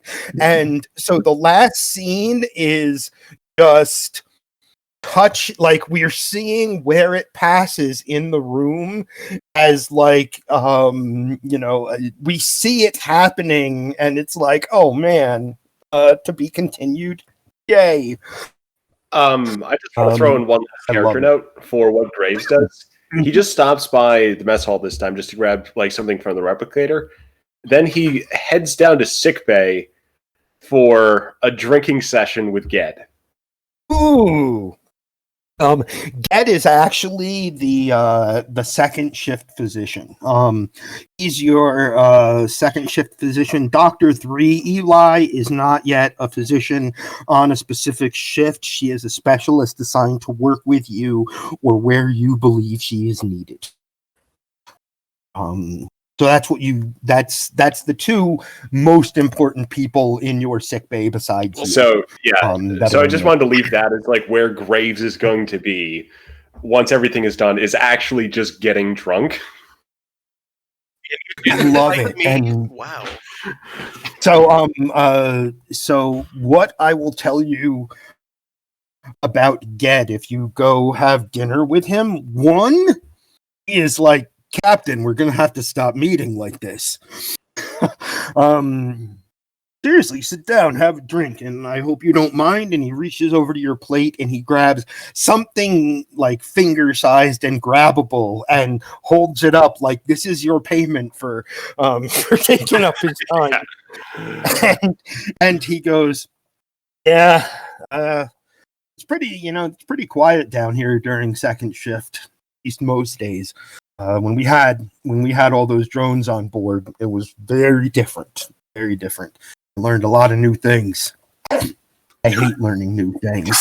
And he eats whatever he had taken from you. And I learned a lot of new things. And then looking at you like it was your fault. I hate learning new things. We're hopefully going to be settling down quite nicely, although I can't speak to what the main shift would do in the replica or in their holodeck time once they have the courage to go back in there. I think it's still technically haunted. And Marcus then just sort of... All right, you say, I think it's still technically haunted, and he gets a look on his face, and he goes, "Someone haunted our holodeck." Yeah. Several creatures, in fact. We think we've cleared them out, but yeah, we're never quite sure on that one. He raises his glass of Tellarite whiskey and says, "To whatever ghosts haunt our ship, life on the Reliant, may it never be simple." I'll drink to that. God, Kendra. Not more Dark Echoes. No. Wendigo, no. I love that you're having a discussion with Ged about the haunted holodeck. It's perfect. Yeah. So it's not a serious conversation. Marcus is just down there because he's just sort of like, yeah, I'll just be on call. Also, just, be my sick bay just in case I'm needed, but then just sort of gives them the intention, like, I'll probably not be needed. We've got this covered. Hold on a second. I want to come down to sick bay. I'm going into my office quick. Okay, Ged and the captain are sitting in your office when you arrive there after dinner. The captain's plate has already been emptied, and they both have a glass of something that looks like whiskey. Is that my Jameson? What's Jameson? Ged hands you Ged goes, "What's Jameson?" And he hands you a bottle. It's not your Jameson bottle, and it's shaped. I'm just going to use. It's shaped, however, a weird Tellarite bottle is shaped. It has some weird future shape, and he hands you the bottle, Doctor. He goes, "That's the best Tellarite, right there." Marcus has enough awareness. Can he make a roll for this? Yeah. To nonchalantly use his foot to close the compartment on the biobed. Absolutely. Critical fail. All right. Critical fail. Steps out of the office and uses his foot to close the. Okay, so what's my target? What would be I want to do something subtle like that, Rick. Baz, rather. That's control, probably. I'd say security. Security control security. I like that. Control. Right on. So 14. 14, and because we're at the end of the episode, I'm gonna. Okay, you got 2 successes, and they were great ones. So wouldn't have mattered how much threat I poured on it. I was gonna pour all of the threat I could onto it to make the complication definitely. That was a premature roll. It doesn't count. So your number is 14. That means I can throw 6 points of threat at it, and anything above 14 results in a complication. God damn. Oh, it's even worse. It doesn't. You succeed. You forgot you astounding. put 14 as the critical range. Yeah, but I'm still seeing 13-10. Yeah, I still see 13-10, which both succeed. So I need to roll this right. Okay. One success, one complication. As you take the bottle from Ged's hand, you hear something close in the sick bay, and the captain is leaning nonchalantly against the door. Eli. Shit, did you find my Romulan whiskey? I swear to God, I thought it was legal since it was wait. Your whiskey. Marcus. It says, "Yeah, Marcus, your whiskey." And that's a great little scene. I love it as down in as around your ship, the virus is starting to spread. Polywater virus. I swear I thought it was. Yeah, so we're all getting drunk down there in sick bay. I love it. So I guess. Wait. So Eli and the captain. One, Ed is not argumentative. He is grumpy. There's a difference between the two. He even if he is happy about something, and you can tell when he is, when something like makes him smile or that he's happy. Even when he's happy about something, he will be argumentative about it. And he will be, no, he won't be argumentative. He'll be like, yeah, I like it, but I hate liking things. Kind of deal. He'll be grumpy. But he is, I was going to say, you both can learn something if you're having drinks with him about his past, something about one of your NPCs. Ged. I have a quick question. Okay, go ahead. At this time, is the Romulan Republic formed? Yeah. Forming. Yeah. Okay. Forming. It's in the process of forming. They're in my headcanon, they would now be the Romulan Republic flotilla. They are in the process of very soon discovering New Romulus. I believe that's about right in the timeline. Yeah, I think it's about now that they get formally recognized, but Romulan Republic has it's why I haven't given you guys because every once in a while I'm going to, when you guys are like, I go to the mess hall or I go to I go to the cool little like pseudo bar that we have that's kind of connected to the mess hall. Like every once in a while you'll see the because there is a news scroller in that area, people will see what's going on around the Federation, and one thing that you'll of course see is that what occurs at Kittimer when it happens. Sorry. So yeah, let's go ahead and find out one thing about Ged as our closing thing. Okay. One thing that you guys know now about Ged is that he does not want to join Starfleet, despite the fact that everyone, because you actually know that he is like Chief Ged, much like the operations officer is a non-commissioned officer. He is your crew is, a young crew still. He is probably a couple of decades older than all of you. And he has been in Starfleet service since he was old enough to join, but he's not an officer. He's a doctor who was conscripted, essentially, into Starfleet service. If I'm thinking correctly, making him a little bit older than you guys. Was not because there was no conscription, he kind of volunteered during the Dominion War, because it got what we saw in Deep Space Nine was that it got bad in some places, and there were combat medics, and Ed was one of them. One thing that he never had any use for was being told that he couldn't do something because Starfleet regulations. And he still maintains that to this day.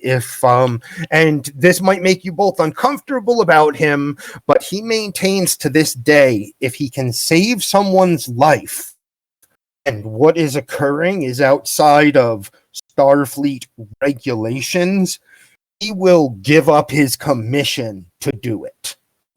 Yeah, that's the thing you know about Ged. That's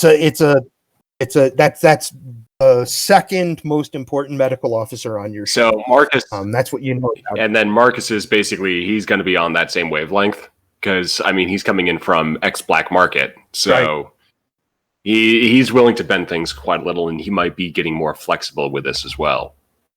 What is Eli's reaction to that, knowing that Ged would rather sacrifice everything he's ever gained in his career, and he's assigned in your ship as like the most important physician besides you in that sickbay, right?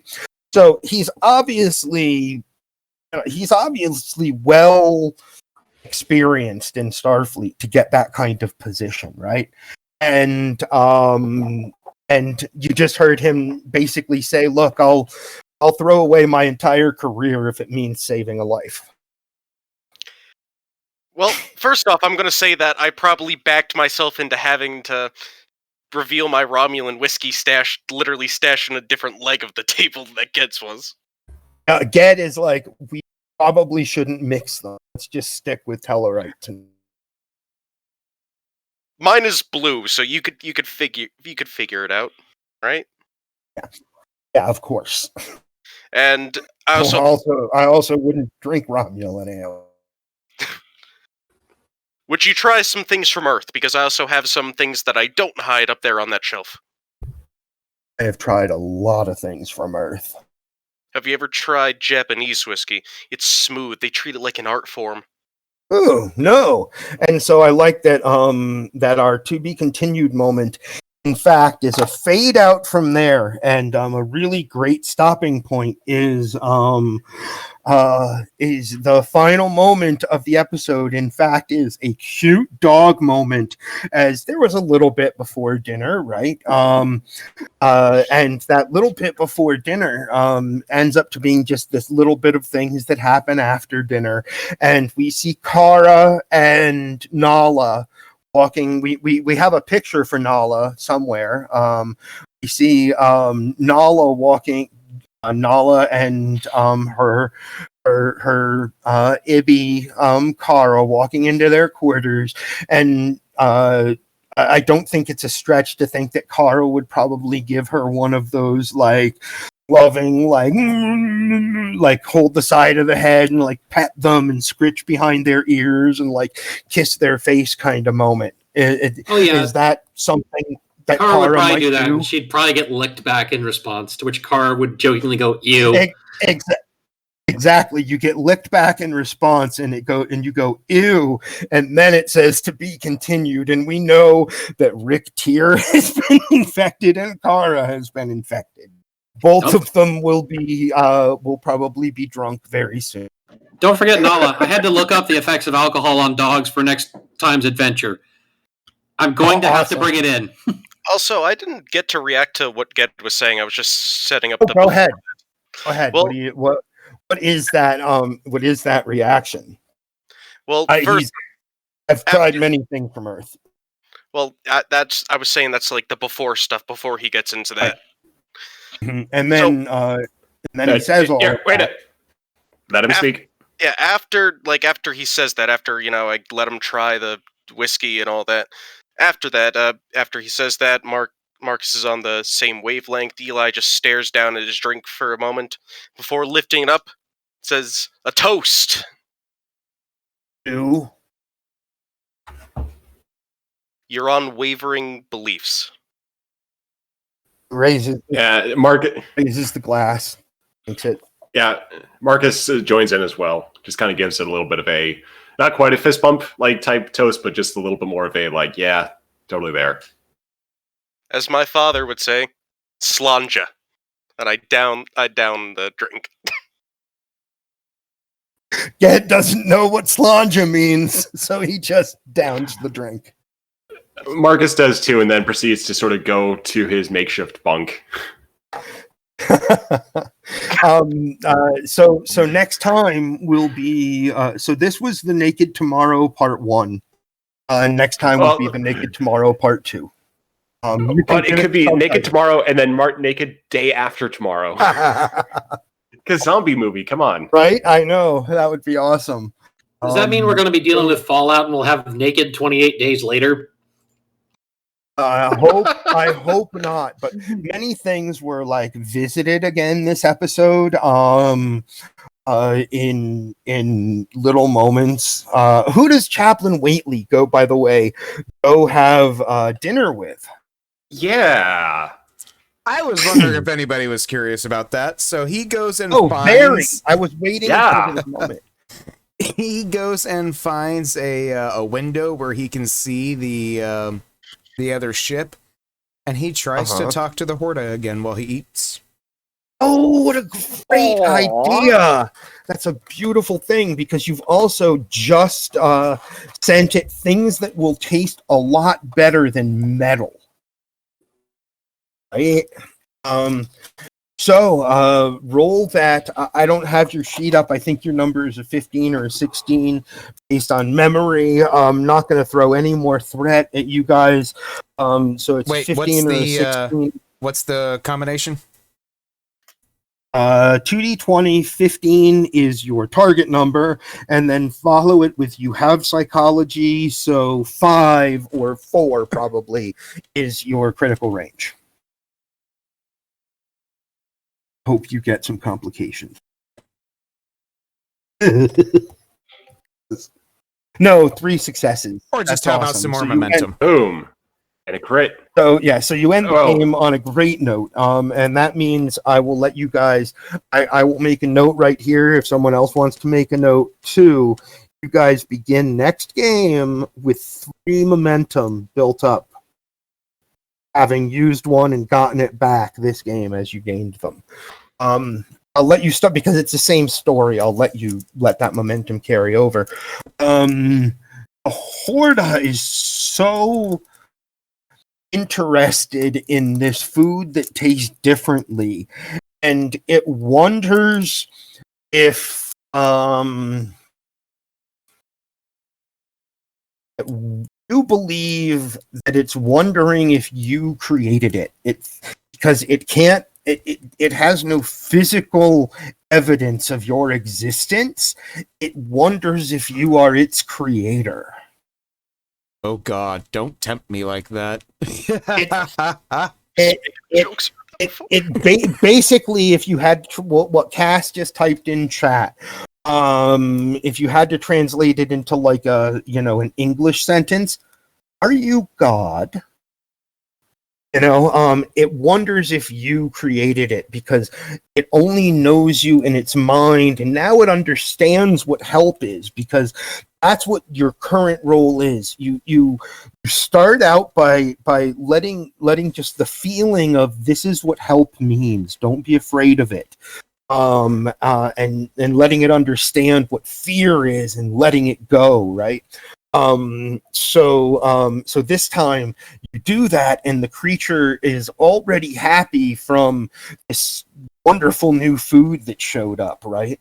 And it wonders if, because you're not a physical presence that it can sense, are you the being that created it? So real quick, Baz, before you go, because Baz is saying he's got to go.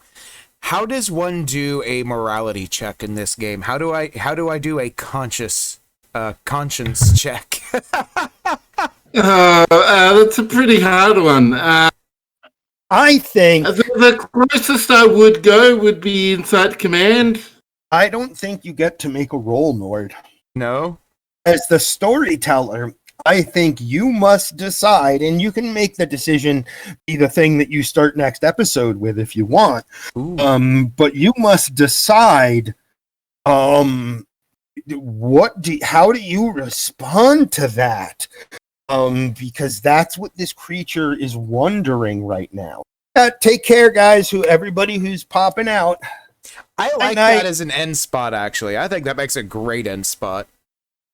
Yeah, you have to decide. Like, does Waitley think he has a god complex, or is Waitley really kind of good at heart and really wants to this being? It's in the high range of intelligence. That is something as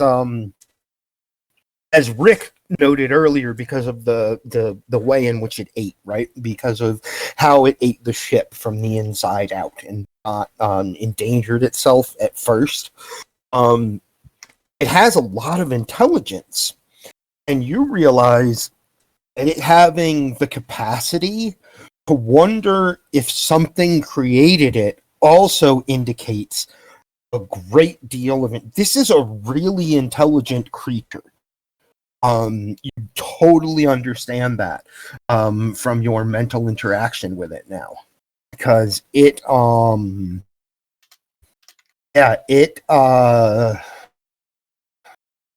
figured out its circumstances on its own. It figured out its circumstances on its own and absorbed what knowledge was available to it, and that knowledge was only what was currently displayed on any of the computers and readouts that it could find on the ship, because anything beyond that, it doesn't have the limbs to manipulate whatever whatever controls were on the ship. So it figured out enough about its environment to survive, and for most of its life, for as long as it's been alive, which is, over 100 years, it has only had the thought of, I must live. And now it's got something else on its mind. It knows that food can taste good.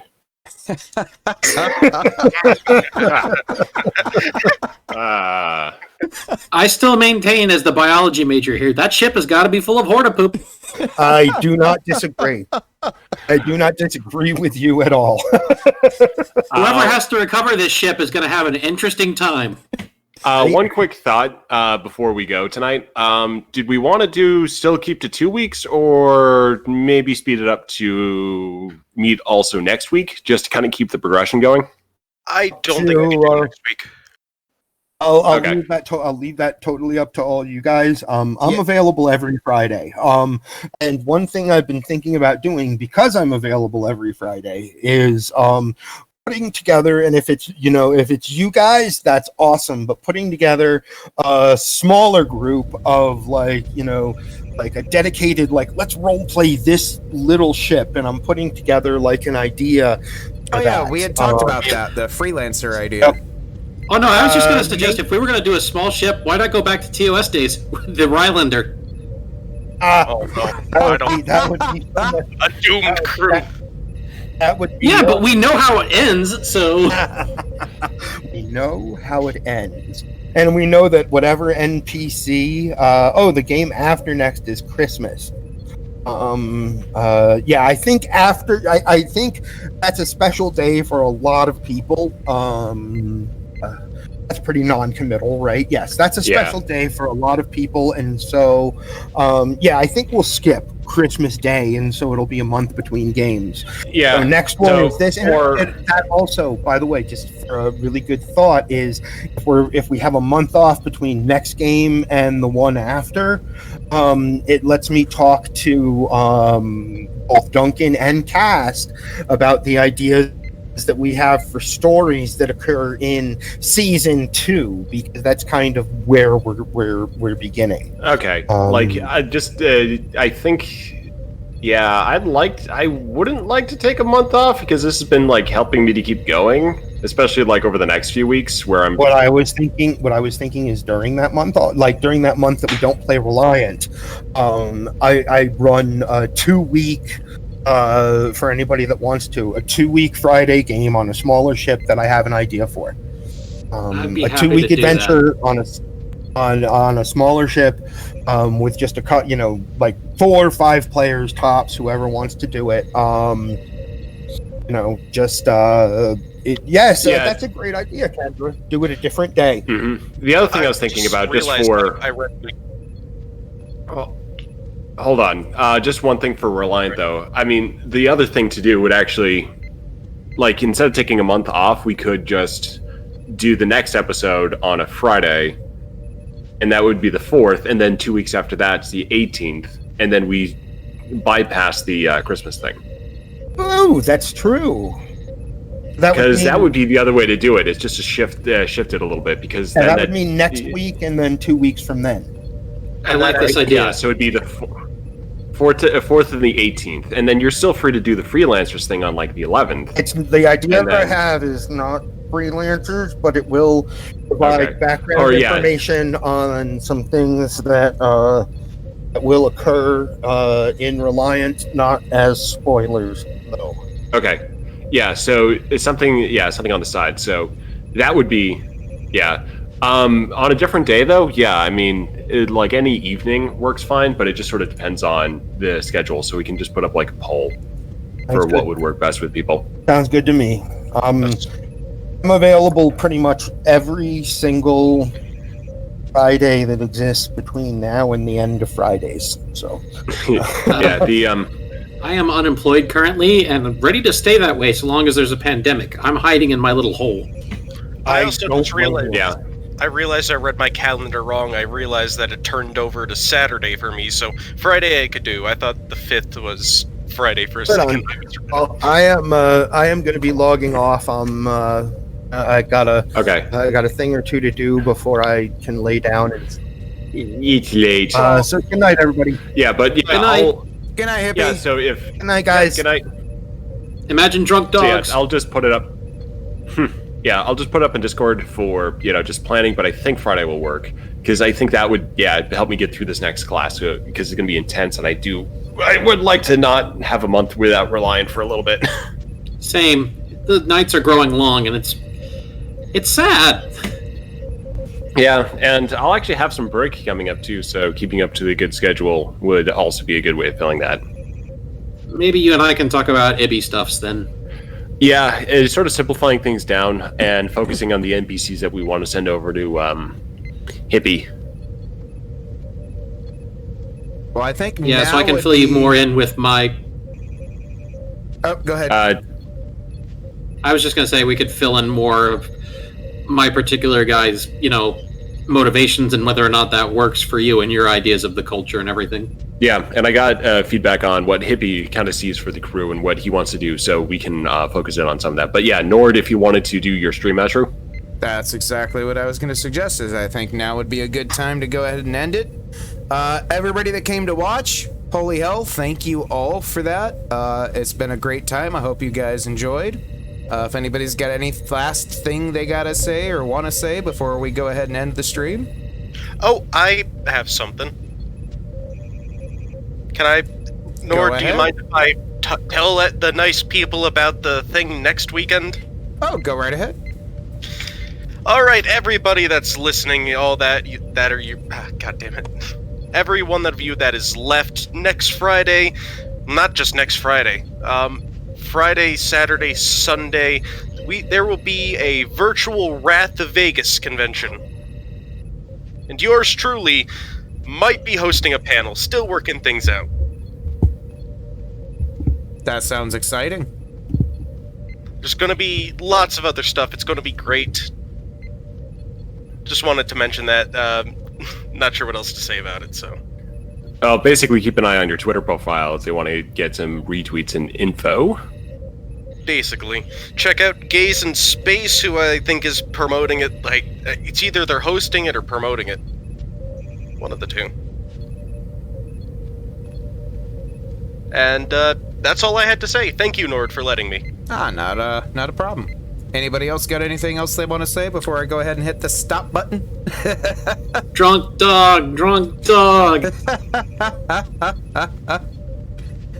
All right, everybody that came to watch, we love you. Lieutenant Tardigrade riding a targ. Yes, Lieutenant Tardigrade riding a targ through the corridors of a bird of prey.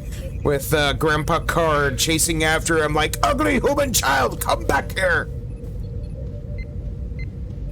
And then he turns to his first officer. He's so adorable. How do they do this?